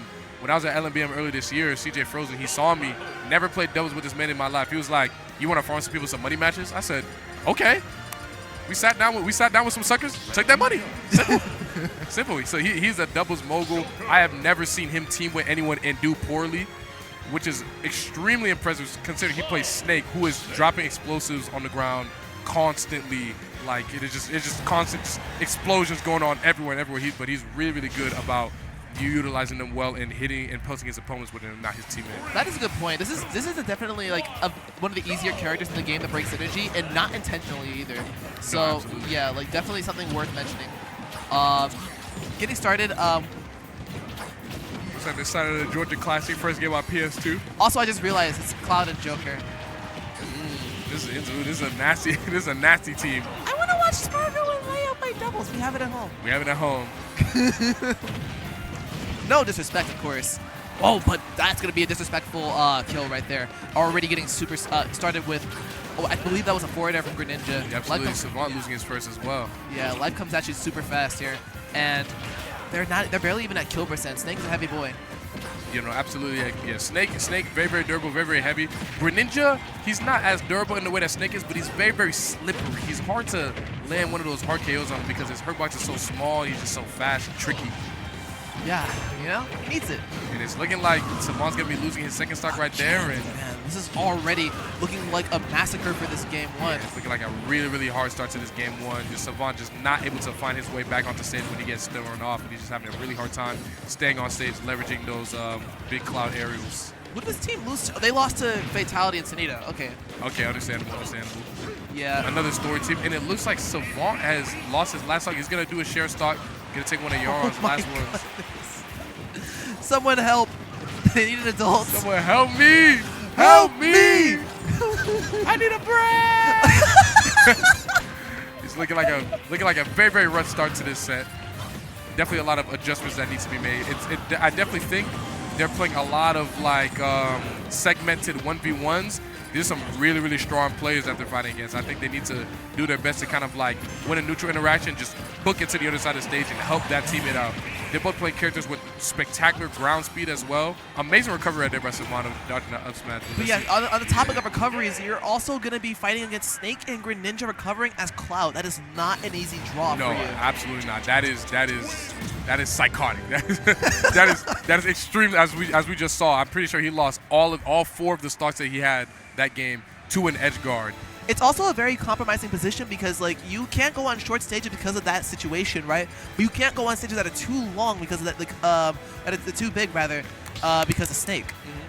You have to, like, find, like, a really good balance, but also the execution needs to be there, too, because, again, you could have done it here on PS2, but they were just on it, whereas Team Savant, unfortunately, was not. So we got to figure out what's going on here. And I think one of the hardest parts about playing against this team, especially with the characters that Savant and Yarn have chosen, is that Greninja's really, really good at like leveraging his dash attack for whip punishes. And one of the biggest things that Greninja gets a lot of whip punishes on is whipped landing aerials. And that's pretty much all that Cloud and Joker do. Like, they do a lot of landing aerials to create their space and stuff like that. And when you're trying to leverage your landing aerials around grenades to not blow yourself up, or you're watching for C4, it makes it very, very hard to create landing aerials that are safe enough to avoid getting dashed at by Greninja. Yeah, it's definitely a match made in hell, despite the fact that he shoots some water. But that also said, we are at the... I just got it. You corny. I'm so sorry. No, I love it. But we have our Sen already coming out. Now it's 3v2. Big Brother came to save the day.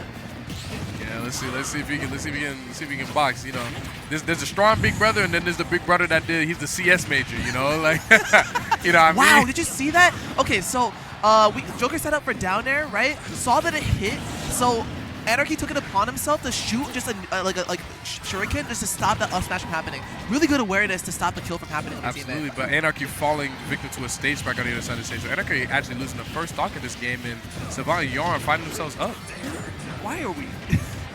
Really interesting rapid jab interaction that happened there. He was trying to find so many F smashes to try to get the kill. It's information gathering, you know. Like, you're just trying to see what the vibes is, what they up to. I was just sizing you up. That's all. See what's going on. Oh, that didn't kill, but that's definitely going to. Oh, yeah, absolutely. That forward air is strong, man. Definitely one of the better ones in the game, and definitely not talked about enough. Absolutely. Yarn holding on to a stock for a long time. Could be looking at his second potential Arsene of this stock. Never mind. You know, I 100% thought he was going to go for a forward air off that stage. Absolutely. Definitely got to be careful about trying to stop CJ here, because this character is very, very hard to... barely missing that limit cross slash, unfortunate. We are not making use of our comeback mechanics the best way that we possibly could. Agreed. But at the very least, we still have the lead. They're both at kill percent. But honestly, your whole team is on kill percent, especially even with Arsene being like part of the play. Yeah, it seems like they're just not able to find like a strong, straight kill move to take out CJ's last stock. He's just survived. Ooh, what a whip punish! What a whip punish on that dash attack right there by CJ. Bro said, you're gonna whiff this. He's like, you gonna miss. Hold this mix-up. Not even a mix-up, but wow, good C4 find there. Yeah, absolutely. And they lose the first stock instead. This is not looking good whatsoever. They got a really, really hard time.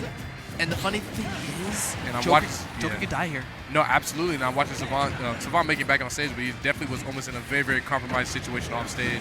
Definitely don't want to find yourself on the receiving end of a Snake Nikita when trying to recover. I just realized Frozen was on his... Yeah, he was on his first. That was his first stock. No, he's durable. All this time, like, I was assuming that they were like 2 stocks apiece. Yeah, this is not. This is looking pretty over It's 2 already. stocks apiece on the red side. Okay, there we go. Gekkoga is finally dead. Looking Better name than Greninja, by the way. I stand by that. Gekkoga? Yes. I don't know. It was a bit of a tongue twister for me. Gekkoga. Actually, you know what? Maybe I rock with it a little. Right? All right, looking like this is going to be very, very much a winnable game right here. They just need to ensure that they take out CJ Frozen stock before he can lift to like 180 again. Up smash. Oh, he could have converted off of that with an up air. 100% would have killed. No, absolutely. Just barely surviving right here. Anarchy he's just on top of Savant, just not letting him breathe. All right, off stage. 119. Any backer from either of these two will kill, but it's okay. Who's on the down and it's going to kill instead. Oh, I don't know what happened. They just all died. They goodness. Anarchy, calm down. Can you break down what happened to me? Because I just saw everyone flying around, and then next thing I knew, game. Bro found 2 like forward airs, like in quick succession after like getting one after the other. Got both kills off of that, and really good finds too. Kind of got me dizzy just watching. It's time to take these glasses off. Nothing the cool guy act. I need to put the 6 eyes on because that was insane. Bro's got to awaken the Sharingan eye. Yeah, no, I'm saying, but Sharon got left eye, Rennie going right eye. See everything. I can see. I can see. All right, but like we need the team to see what's going on because this is not looking good. Not looking any better than it did the first game. Are they running it back? And they're running it We're back running to it back, Pokemon Stadium yeah. too. A fascinating choice. Definitely don't want to deal with Snake on Smashville and Dubs. That just sounds like hell on earth. So I understand them definitely wanting to avoid there, but an interesting choice coming back to Stadium. Oh. Man, imagine if like Snake had like guaranteed follow-ups off of down tilt instead of like having to go for mix. Like just hit his down tilt into Nair just being true. I don't want to think about that. Hey, listen. I want to think about that amazing recovery that Yaron just made to avoid his reversal. He almost died at like 30%. But he's got Arsene now, looking like he's getting a good ledge trapping situation against Arnek, but that Nair gonna send him to the other side of the stage. Very unfortunate. Uh-oh. Wow, that flood did not do what you would think it was going to do, but hey. Flood. Oh, my God. Sneaky attack and The Shadow Sneak. the Shadow Sneak is very, very nice. Unfortunately, that upper somehow not killing CJ Frozen. And look like that Arsene's going to be running down. Savant very, very ways away from Limit right now, so it's looking like they will be playing the game normally with the rest of us. Oh, we coming back on that stage. Nades in hand. Yeah, just look like they're both off stage, going to make use of the stage control. CJ Frozen, he's going high. Recovery badge times 2. That's like, wow. Ooh. That was not planned, but hey, we definitely take those. But that up smash, we're also going to take that as well to even up this game. Good dash type from Savant as well, getting a little 2-piece to even up the game. Are we dead? Yeah. Ooh. Guess who's dead? You're dead too. I don't know where you thought. Were you good off thinking that you're gonna live? But when Greninja's on that stage, off that Savant, stage, he's dead again. I think he's dead again. Oh my! Wait, no. Good air dodge. I think he lost his jump. It was slightly misspaced on that second back air as well, which if that has connected, it would definitely spell curtains for Cloud. Absolutely. Ooh, he went high, but he's gonna get punished for it. He's dead. Wow.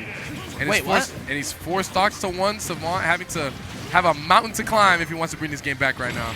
Ooh, and it seems like the mountain will not be trekked today. Oh, that would be a commanding 3-0 from Anarchy and CJ Frozen, taking it, moving on to losers semifinals. Yeah, that was not just a mountain; that was an ice mountain. An avalanche was incoming. Yeah, that was a natural disaster. that was a Hurricane Melissa. That was bad. Oh yeah, It was very, very unfortunate. But now we're moving on. I believe that they are now moving to losers finals. I want to say, give or take. Oh, it gotta be losers semi because this is quarters right now.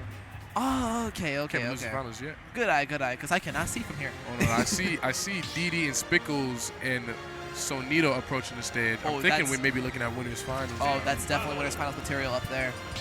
Or is it winners semis? I guess we'll find out. Place your bets. This is Georgia v. Georgia. Georgia, it's like old guard Dubs team versus new guard Dubs team. That really is true. Fatality, you know what? The battle continues. Fatality and Sonito, they have been teaming for a long time. Like, I believe since I was in middle school, long time.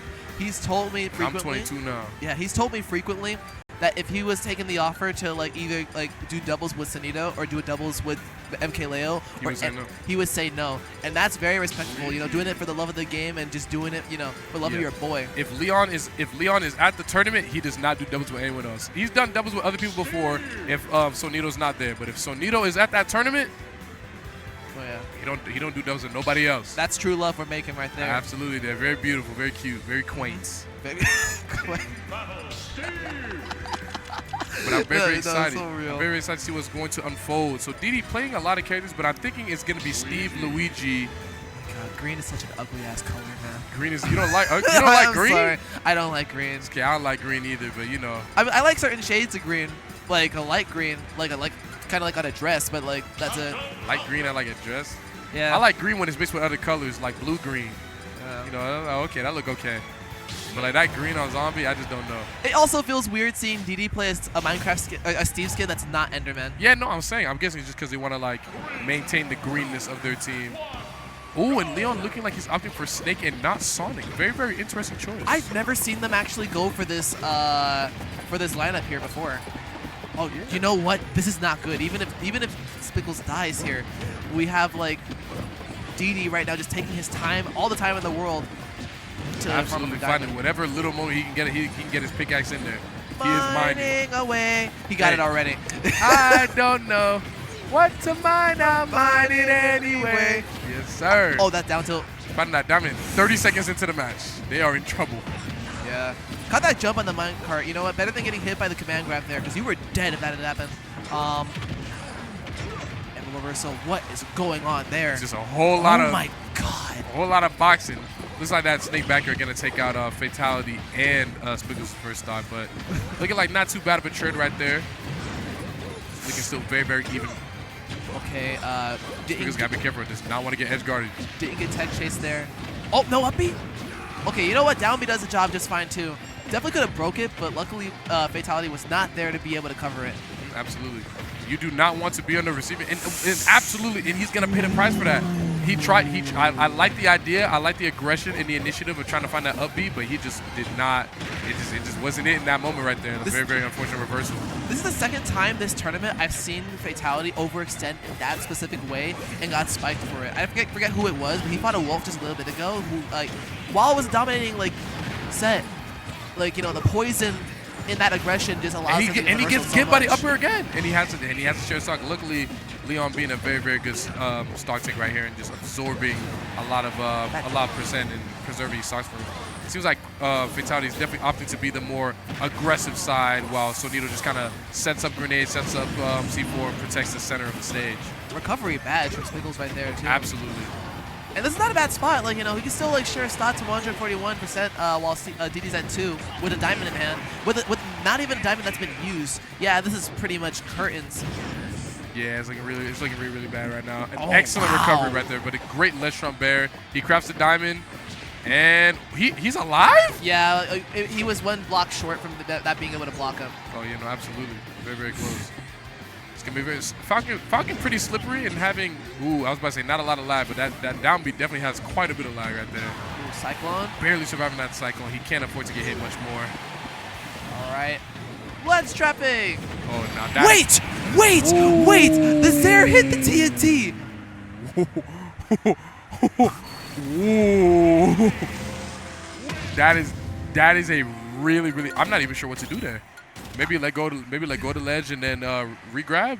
Like maybe it's a regrab angle. Like, he was just completely plus. He just set him up like completely. Like even if he had blocked that, he was gonna get hit by an up smash, which would have broke shield or shield poked. Wow. He was just dead. I just don't know. Like I generally just don't know. Like I think maybe you just regrab there, and then try and play the regrab situation, choose an option very, very quickly. But I mean, when you're in the heat of the moment, you're not thinking to get off the ledge and not have invincibility, you know. Oh, certainly not. And also, listen, for the Minecraft nerds out there, that ain't no golden pressure plate. If that Zare would not have pushed that heavy plate down. Uh-oh. Yeah, I think in this game, Fatality's probably gonna like definitely still he's up. Dead. Ooh, he still has his jump. He still has his jump. Oh, he's good. Okay. He's barely squeaking by. I think he's definitely still gonna look for these edge guards because I mean that's definitely where he needs to take a lot of initiative right there is when they're off stage. But he's definitely got to be careful to not get gimped himself because he caught quite a few reversals off stage last game.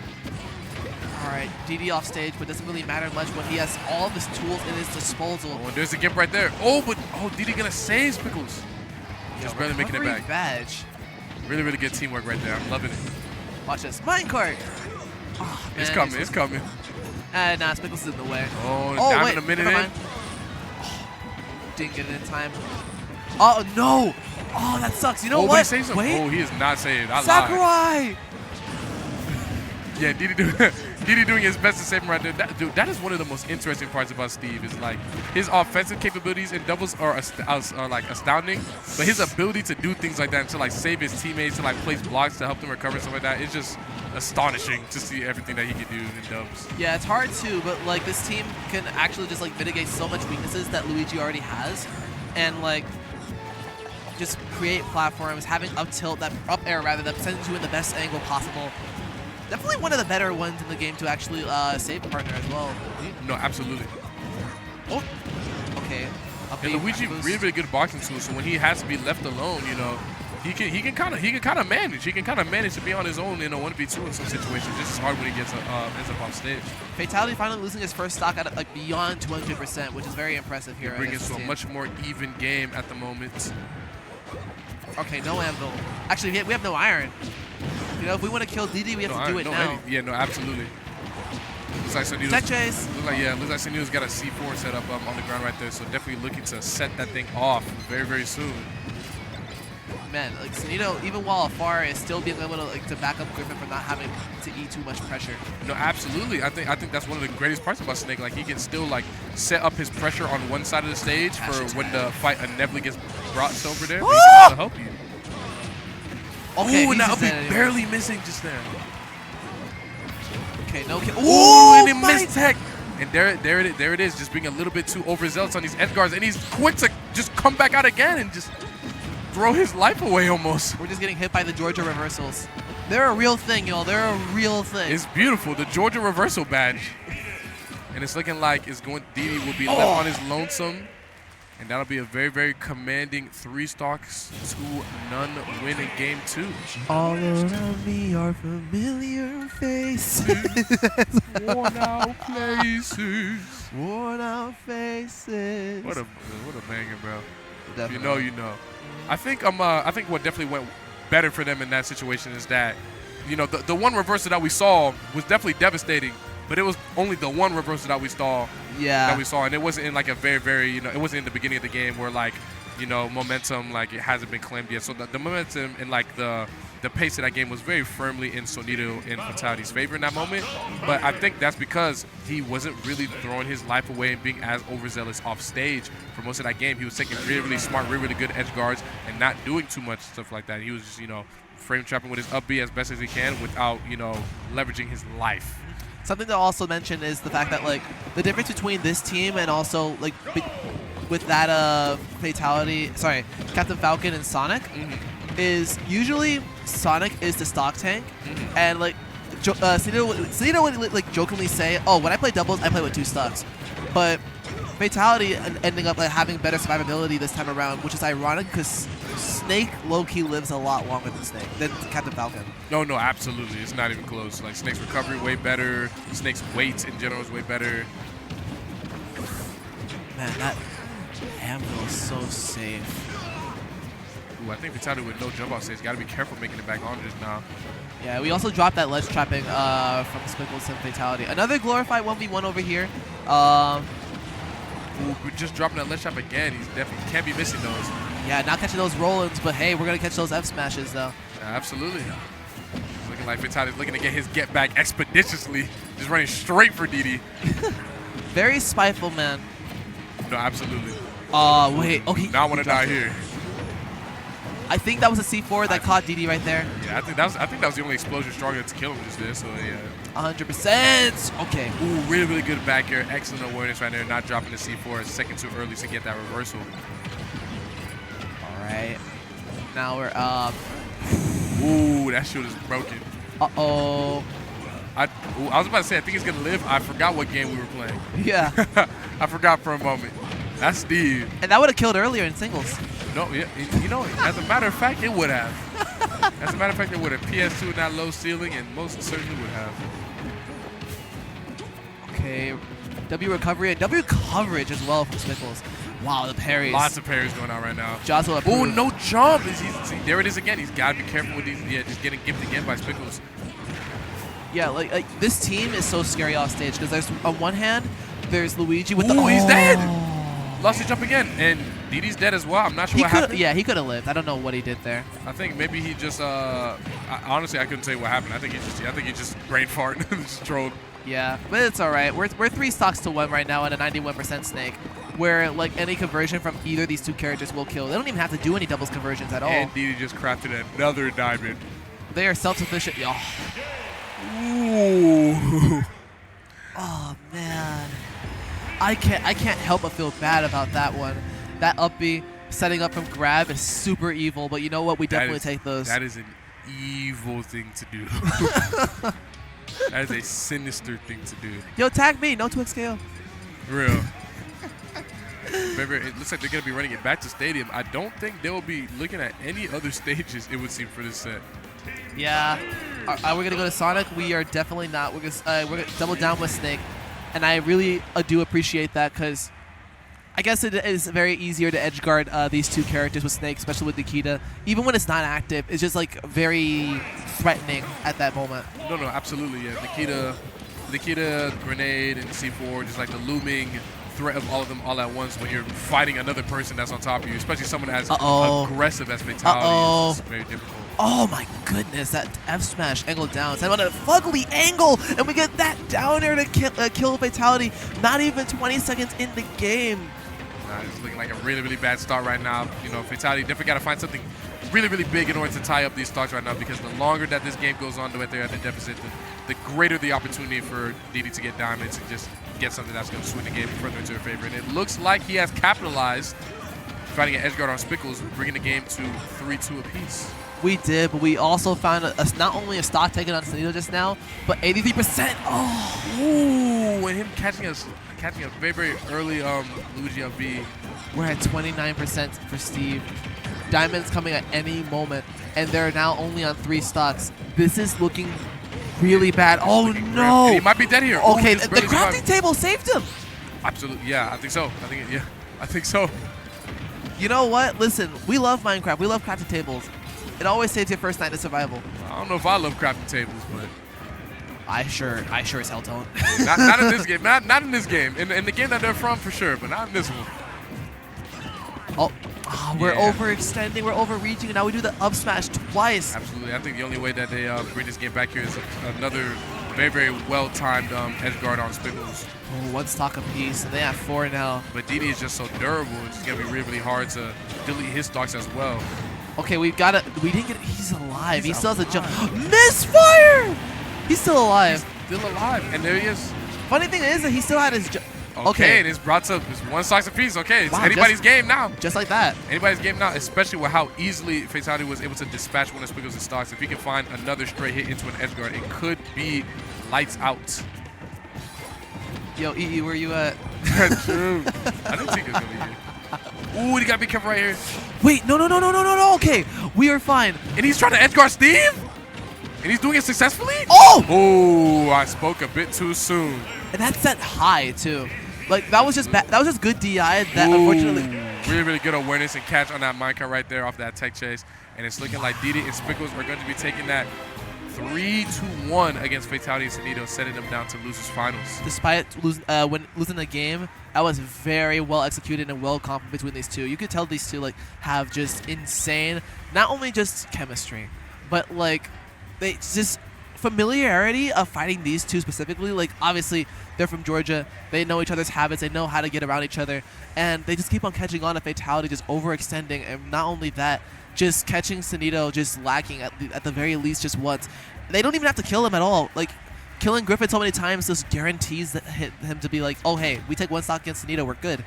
And now like he just had 1 left, and case in point from there, the minecart into this to the up there. Absolutely, I agree. I think the biggest tell from that is how often that Spickles was holding onto his double jump. And he would hold onto it, and then Fatality would approach him, and then he'd be like, okay, up air, and he'd get up, and then Fatality would die.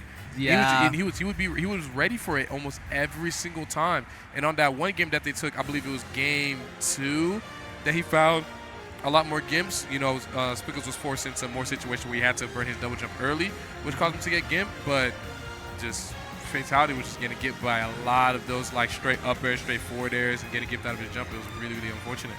Can't say I blame him either. It's Captain Falcon. Like good recovery, but still normal guy, all things considered.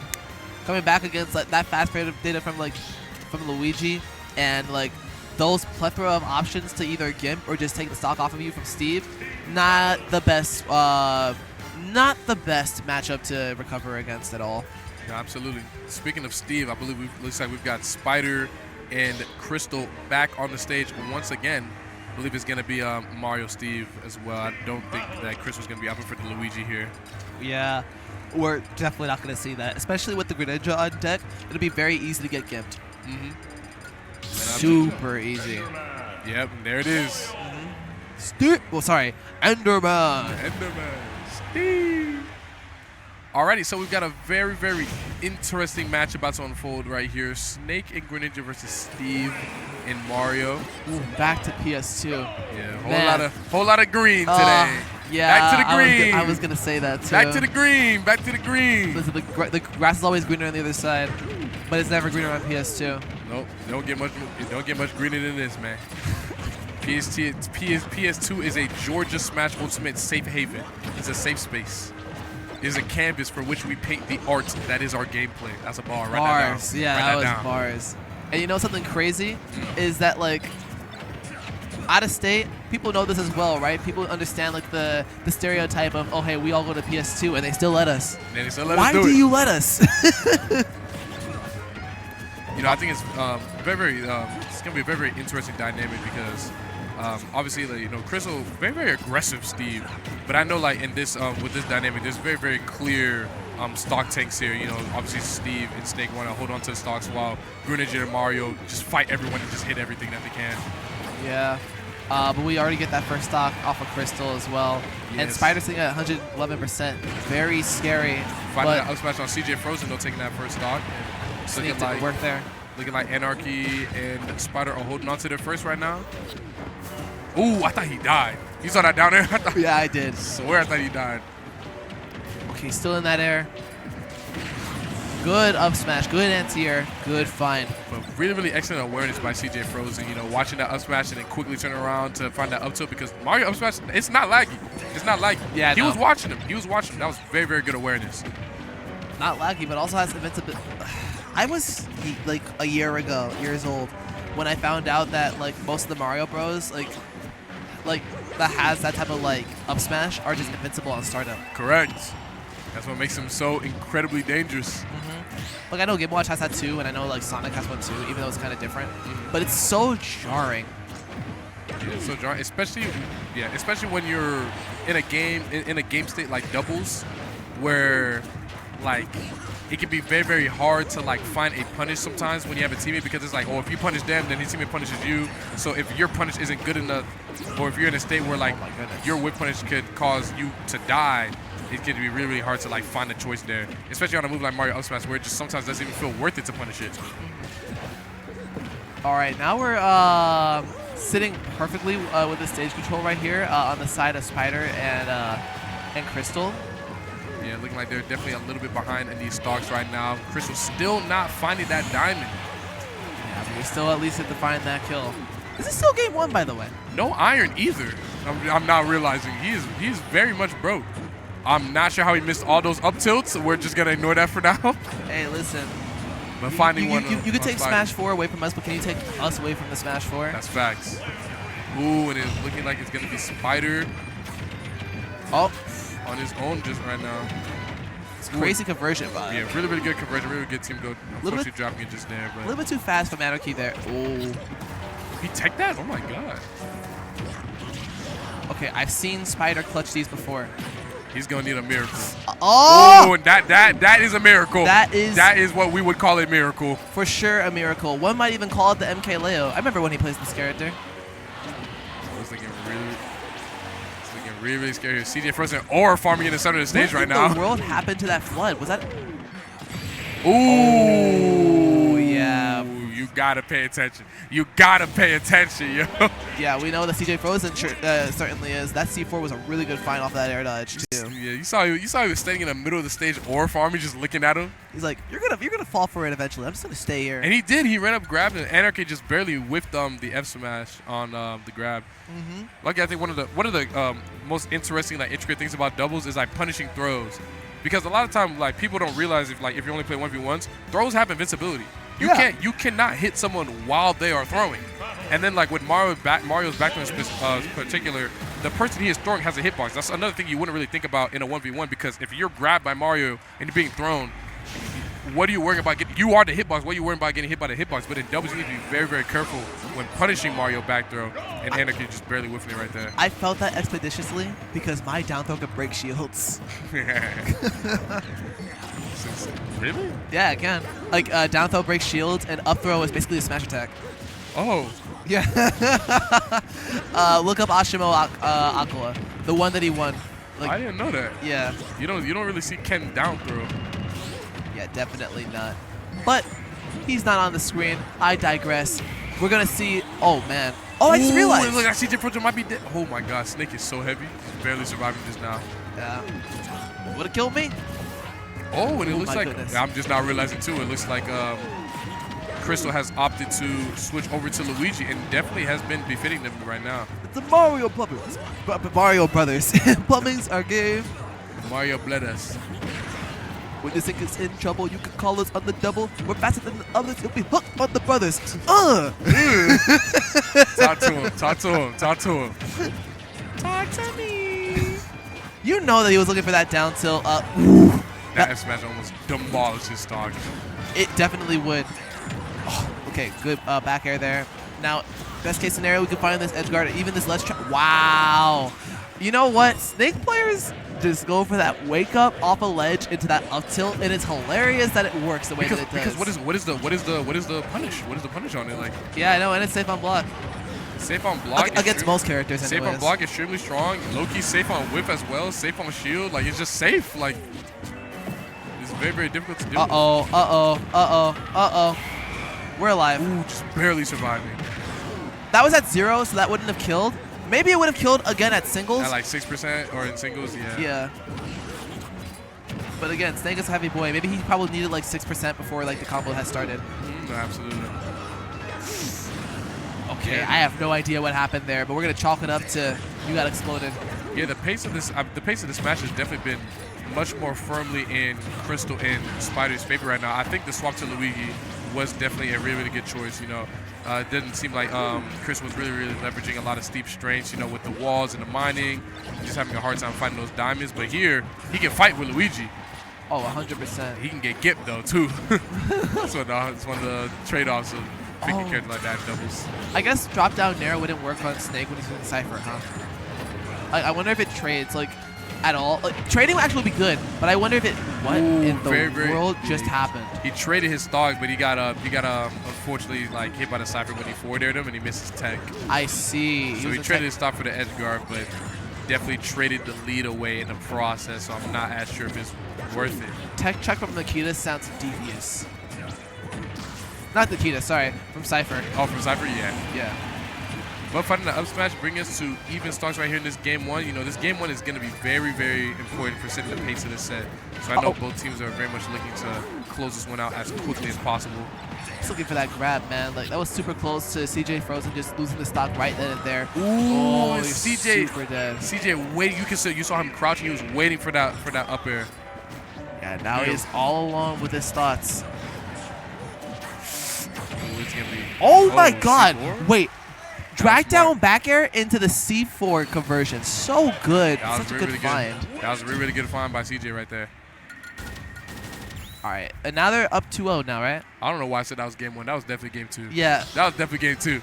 I'm not going to lie. I thought the game 1 was game 2 at some point. Some long games. That's just what Steve does. But I definitely do think the Luigi pick is certainly the wave. Oh, very interesting. Spider swapping from his Mario to his Toon Link.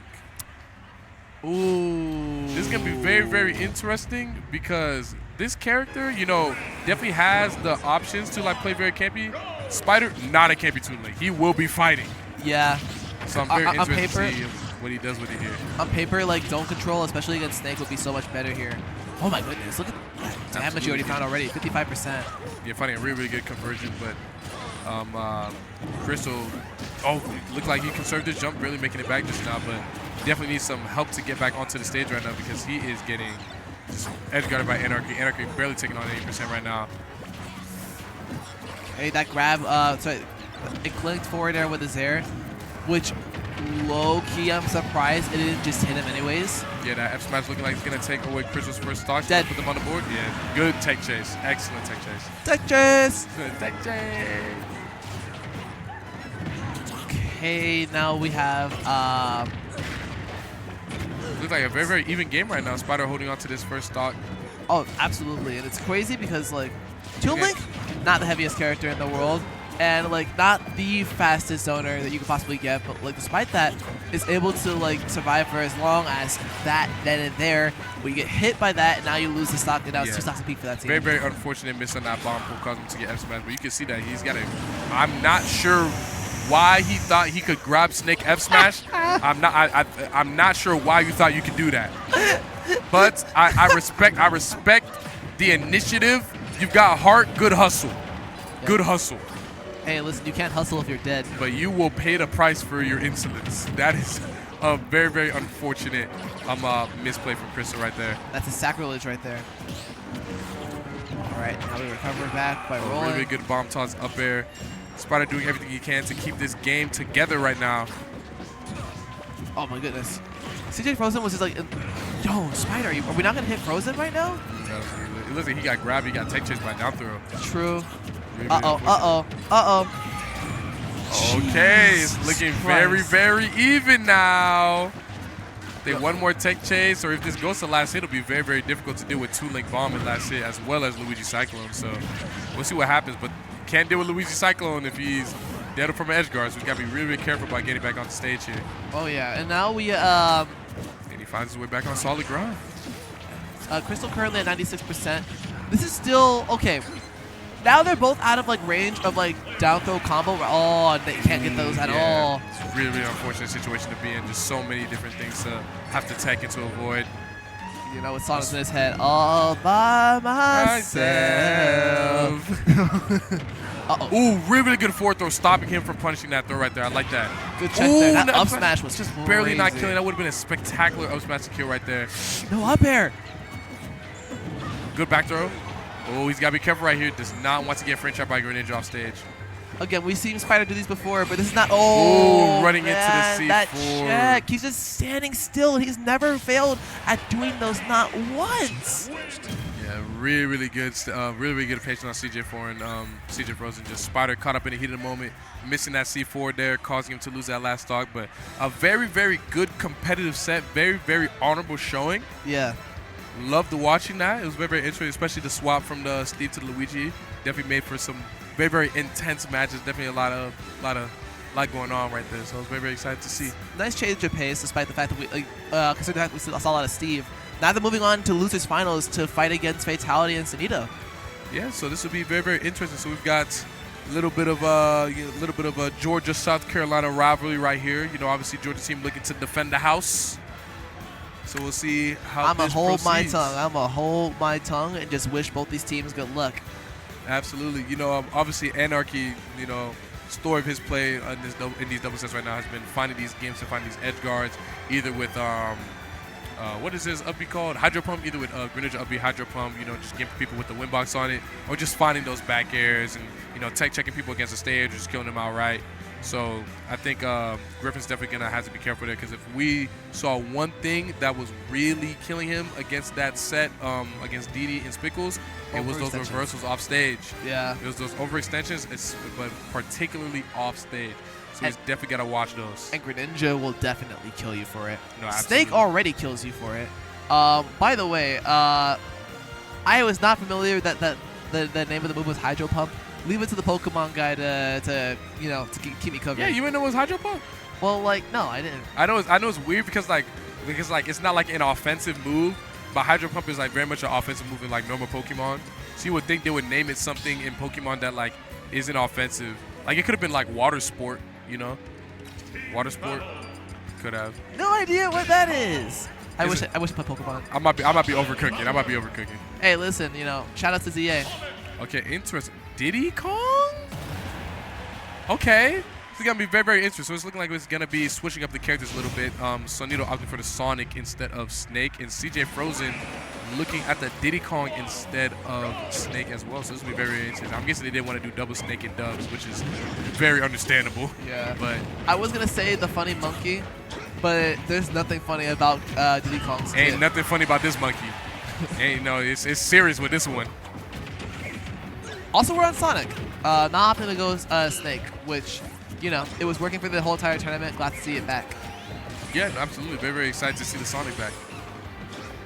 And this is the OG team right here. All right, we already getting some good percentage. I'm not sure. Already got the kill. I have no idea what I'm not sure what happened. I think he did a Diddy Kong neutral B and he had no jump. Yeah. And he wasn't able to like do neutral B into jump or side B into jump and then up B. So I think he just miscalculated his research right there. But there goes that edge guard from Anarchy and taking Fatality's first stock to bring us to very, very close, very, very even and competitive match right here. Yeah, so they're already playing the battery roll, just spinning around, rolling around at the speed of sound. Absolutely. He's got to be very, very careful, though, because those bananas will knock him right out of that spin dash and kill confirm into a KO. He will not be able to stock tank for Fatality if he is not alive. So he's got to be very, very wary, very, very careful with these bananas.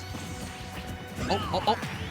Man, he wants that up smash so bad. He's been trying to find that all tournament. Griffin is he's swinging them up smashes, Falcon kick. Why not? Okay, no back air set up there. Up B, random up B. Why not? All right, we gotta. Oh.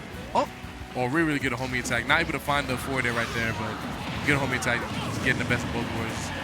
Okay, Sonic already. Finally rather dead. They're both at very, very dangerous spots. I'm actually surprised that Raptor Boost didn't kill. I am as well. That up throw is definitely going to kill there.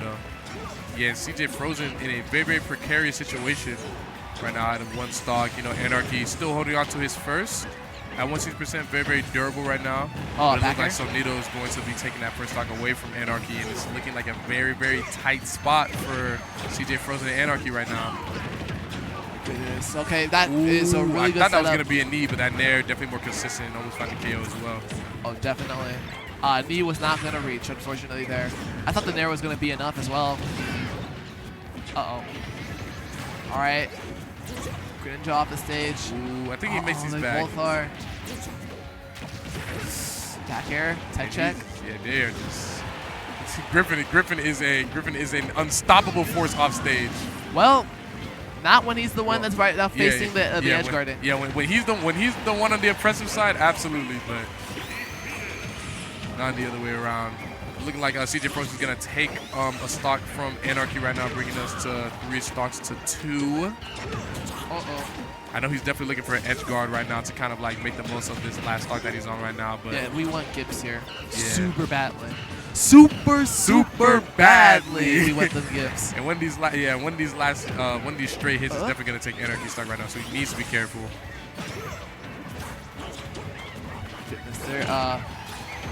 Well, he was not able to find a follow-up. Unfortunately, it was a little bit too far up for that forward air. Sorry, down to convert into anything. But this is looking like it's curtains. That up air, you did not detect that.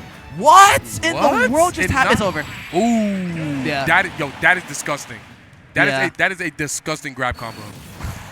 Yeah, like Sonic definitely has probably the best down throw in the game for doubles. You can convert pretty much anything in the world you want. Listen, if you want to convert that into like reading the Holy Bible to them, it will work. It has the whole thing and take all the time you need. It has an amazing like knockback growth too. Like it's not like set knockback, but it doesn't send them very far even at high percent. And it gives you a lot of time. Like that animation for the down throw is really, really long, and it's very, very distinct. Like it's him in a ball, just rolling down, and none of his throws really look like his down throw. So it's extremely distinct. You can understand what's happening. He's like, oh, he's about to go, and he's about to go right in this direction every single time. Up smash. So really, really good awareness and recognition from Fatality right there, and it's looking like they're going to be taking that first game. And CJ Frozen opting to go back into the snake. Not on the Diddy Kong anymore, so no more funny monkey. I guess that's probably another reason why not to go snaky for Sonito. Like, you don't want to have to deal with the Ditto. Yeah, absolutely. It's looking like Sonito committing to the snake right here, or to the Sonic right here. Bro started with down tilt. That was interesting. All right, up air into the back air. It's not going to hit there. We're unfortunately a little bit too slow. At the very least, the down air didn't take him off the stage. We don't have to worry about any offstage shenanigans this early in the game. Yeah, Griffin just already off stage with Anarchy, just looking to scrap, looking to take these stocks, looking to cheese them as quick as possible. Speaking of cheese, speaking of cheese, Nom, nom, nom. yummy. I'm starving. Yeah, me too. Off topic. Off topic. I need some bread. Hey, listen.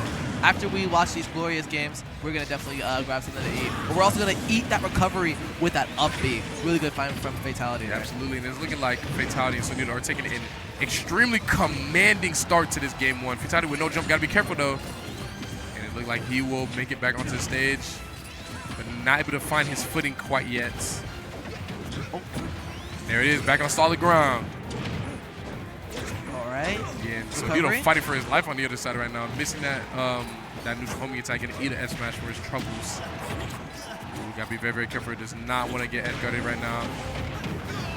Ooh. Oh, I thought he got get by that up B just now, but it's free. Not able to find the up air either there for a kill. Now Sonito's at 88. Yeah, and in a very, very unusual fashion, it seems like Fatality has become more the stock take than Sonito right now. Sonito at his last stock already. Yes, man. It's looking pretty bleak. Absolutely, but the pace of these games has been fast, and there goes CJ Frozen's last stock just now. No restock? Ooh, I don't know. He's thinking about it, but it's looking like he opted not to, and Anarchy's going to be on his last stock. You know what sucked about the interaction? Is that I saw that he was like landing with like up air, and like had it a hit, it wouldn't have put him in the good position anyways. Would have traded, he would have lost his stock. Just a no-win scenario here. He's just Bro, we don't care. No, I love how he's holding down on these up Bs to hit him when he's on his way up. Really good edge guard. Ooh, and he tech checks him, and he's dead. It's okay. He's got another one to play with. Okay, we got the homing attack. You definitely got to be careful. He does not want to get games out of his double jump at 0% and leave Sonito to have to 1v1 this. Yeah, you hit one, you get hit by the other. That's just the name of the game, and these two are very fast enough to be able to catch on and catch up. Despite the fact that we also have a fast character in Greninja, but it doesn't matter as now we're at the ledge. No down throw. No down throw. Sonito doing a really good job of just edge guarding and keeping him in that corner. That F tilt gonna really close right now. Anarchy just trying to find his footing, but just can't find it against Issa dash attack from that Hydro Pump. And it looks like it's going to be another very, very convincing game 2, bringing Fatality and Sonito up to 2-0. Keep it up. We might see that grand finals in no time. Yeah, the rematch is looking imminent right now, but we definitely don't want to count out CJ Frozen and Anarchy yet. I'm interested to see if they will be opting for a different stage right here. It looks like they're hovering over Hollow Bastion. Hollow Bastion, yes. Okay, very interesting. I love that stage pick, especially for dealing with the Sonic. Like, tell me about it. Tell me about it. So, the center platform kind of makes it a lot harder for Sonic to be able to go around. He kind of has to commit to going either low or high. Either way, he has to kind of land on the ground, because if he travels too far up, you can set up grenades either on platform or on the ground to force him to pretty much spin wherever you want him to do. And on top of that, oh wait, we're switching to Wolf as well. Yeah, Anarchy has a very, very strong secondary Wolf, but I'm very, very interested to see how this Wolf pick is going to pan out as well. I could have sworn there was another Greninja player that also had a Wolf. I just cannot put my finger on it. That sounds like something true, but I couldn't tell you either. Or maybe it was Anarchy, and I'm just like... You just misremembering? Yeah. Potentially. Uh-oh. Okay, that was close. Looking for these up Bs, but he's got no jump right now. Needs to be careful coming back on. He's going to find his way back on stage. Does not want to let CJ Frozen breathe at all, and CJ Frozen's going to lose that first stock. Ooh! Wow. Yeah, no, get back.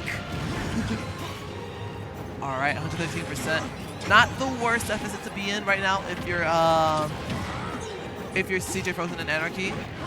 Yeah, but definitely got to be careful right here, because Fatality will be looking for these gimps, and he's going to find that downer on the Cypher, taking CJ Frozen's second stock. Yeah, very soon as well. And Sonito very comfortably at 87% on his first right now. Definitely will not be losing his stock anytime soon, I would say. Yeah. Sonic very, very durable. He's got to be careful on his landings, though. There's that center platform that you're talking about, making it very, very difficult for Sonito to find his way back down in spite of, potentially getting up tilted. All right, they're both coming back. Seal up all my cracks today. Keep coming back. Why? Could you keep smelling the syrup? Oh wait, hold. How did Fatality lose his second stock? When did he get to one stock? I actually have no idea. I saw Sonito. I know for a fact they died at the same time. Is what happened. So much going on. He's still just throwing that caution to the wind, looking for these hard plays, looking for these edge guards. The up smash gonna just barely be a little bit shy of taking CJ Frozen stock.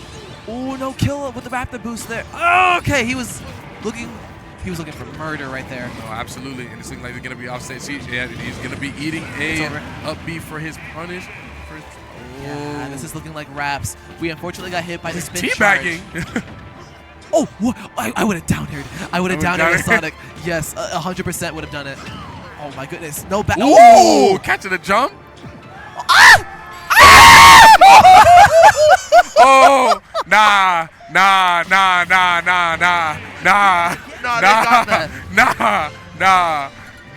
You know what? Y'all are valid for that one. He valid.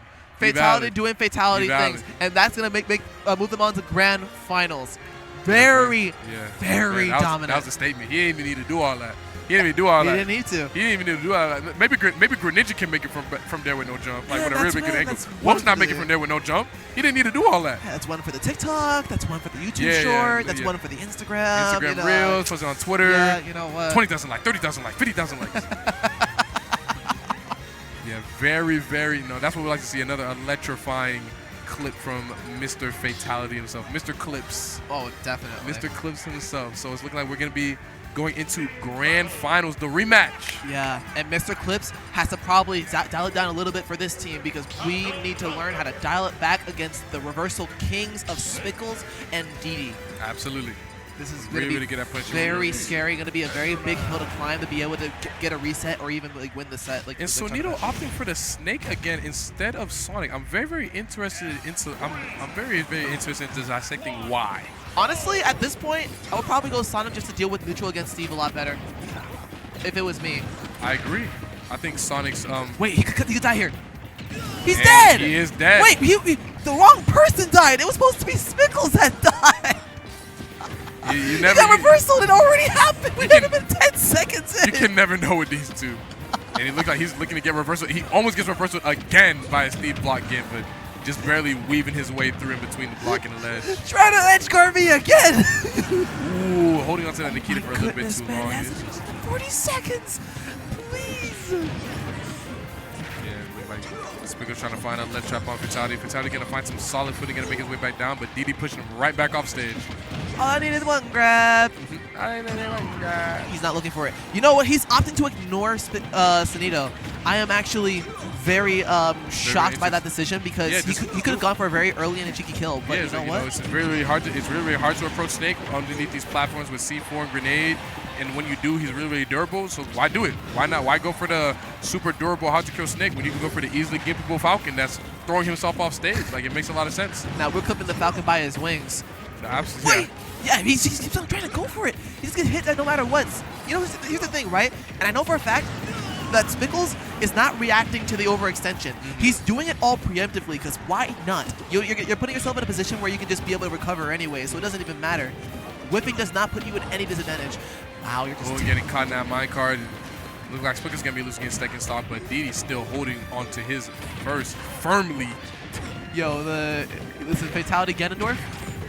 Fatality Ganondorf. Oh, good lord! I would love to see it because I think it would be really funny, but it wouldn't be funny in the way. It wouldn't be funny. Haha! It'd be funny. He getting smoked. He gets probably I don't know about. He's dead. Yeah, Didi's just ready for that. Such a good capitalization from your teammates' advantage state. Absolutely. They're just doing a really good job of stopping Fatality's aggression off stage and really hard punishing him for it. And Leon not able to hold on to his stocks either, and they're just gonna take a very commanding game one. Oh, 100%. And now we need to figure out what stages we want to go on because I'm thinking a swap here. I'm thinking a swap here as well. PS2 is not going to work. We also need to think about oh, man. This is Georgia. What am I talking about? Stubbornness. Also, we need to probably see that Sonic. Yeah, I'm thinking the lack of the open center is what's making it really difficult for them right now in the platforms. Like Didi is like finding his time to mine. He is getting these diamonds and he is demolishing their stocks with them. On top of that, Fatality just really throwing caution to the wind with these offstage gimps, and he's getting reversed with quite a bit. Oh, definitely. And you would think that like Snake would be able to control the center stage with bombs, and he does. But like I would opt that having Sonic force either shield or jump will be Ooh, he lost his jump. He jumped out of that micro. He lost his jump. He finally got one. He got his one. Listen, can we make it a sequel? The sequel, the sequel never hit as hard as the original. Yeah, I'm gonna keep it a bug. You just gotta keep it a bug. Keep it a bug. What sequel hit as hard as the original? Like Shrek 2. Shrek 2. Okay, I was about to say Shrek 2 is tough, but Cars 2, that jump was whack. It was cool. It was cool, but like, why they got cars with AK-47s? Like, just go back to racing. You know what I mean? Like, you know what I mean? That's why Cars 2 was lit, bro. Like, they was actually racing again instead of shooting each other. I'm like, what? Toy Story 2. Trash.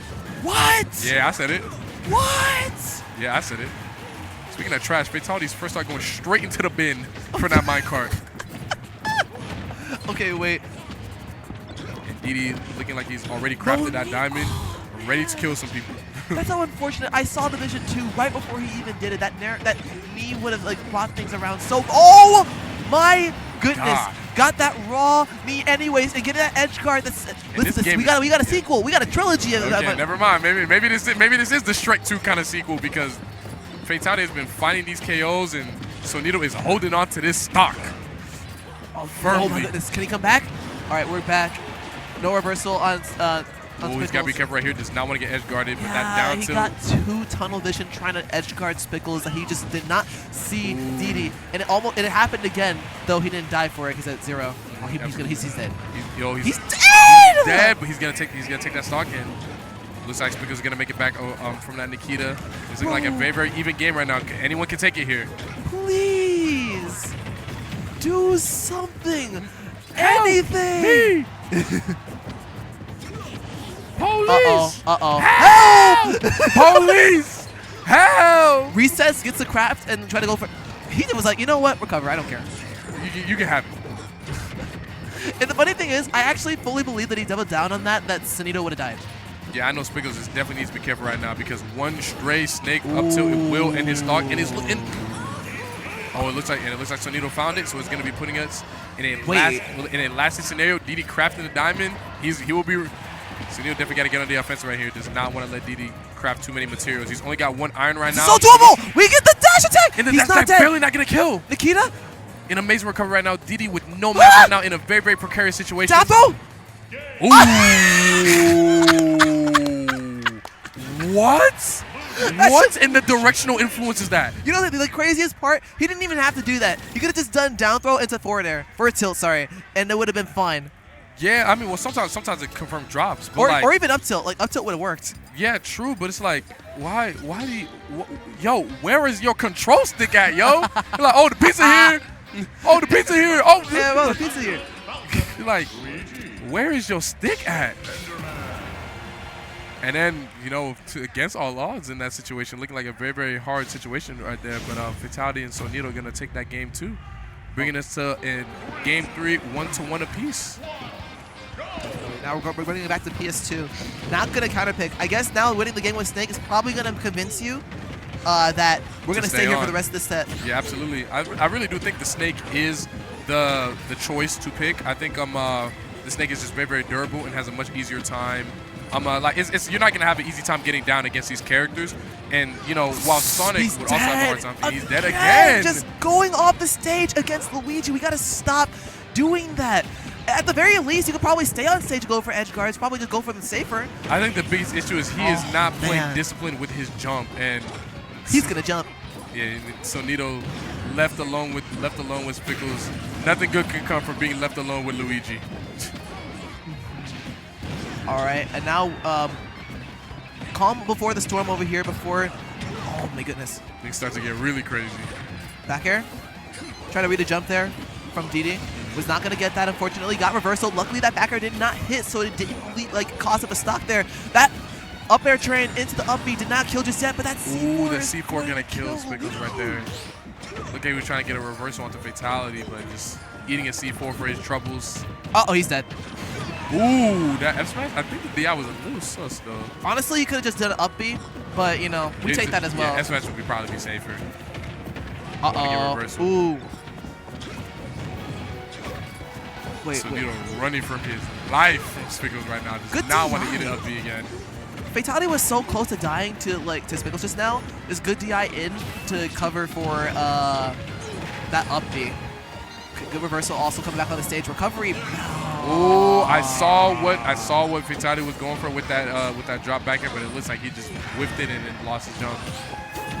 Oh, he tried! He tries every time! Okay, he didn't die this time. He didn't die that time, but it was looking very, very, very, very risky right now. I can see he's looking for another edge guard. Gonna offer the back throw onto Didi, but Didi's still just holding on to the second stock right now. Yeah, that C4 was a really good find to punish that dash attack. We are now, okay, we're not one stock apiece, but we're getting damn near close. Yes, and it's looking like a very, very much of a winnable game right here. Unless he, unless he dies with his down throw. Ooh, good D on that up smash. Okay, we need Didi to die immediately here. That boy gotta go. He got to go. Also, I do not know why Fatality opted for forward throw. It would have been a lot better to have sent Didi off the stage. It was either a mistake or probably was just setting up for Sonito. Ooh, he conserved his jump this time, so he's gonna be able to make it back. But really, really scary. And I'm not sure about that Falcon kick there. Yeah, very, very laggy right there. Looking like a very, very precarious situation. Sonito could find an up tilt. Could have killed that. It's winnable. It's certainly winnable. But it's gonna be difficult. No Cyclone there. Yeah, surprisingly so. It's winnable, but it's going to be difficult. Snake, very, very, very, very difficult to deal with in last hit. That would have been so good if that would have been so good if the minecart wasn't powered up, because that was like perfectly like baiting out that he's dead. It was either going to be a shield poke or he's going to break the shield. Yeah. Yeah, no, exactly there. Very, very hard situation to be in with down to up B. And on top of that, you can't punish it either because the DD is just right there, like, oh yeah, do it. Yeah, do it. Punish him. Punish him. Boom. He's giving me permission to watch you punish him. Yeah, he's watching. He's watching, waiting. We're right now on set point, and Spickles and DD are 1 away from taking this whole entire thing without losing a single set here. That would be very, very impressive. That would be very, very impressive. But Fatality and Sonito definitely got some fights still left in them. Let's see what they got. I believe, did they go back to Stadium, I believe? Yeah, they did. Yeah, I shouldn't have even asked. Yeah, listen, Georgia, land of the peach. Alrighty. What am I saying?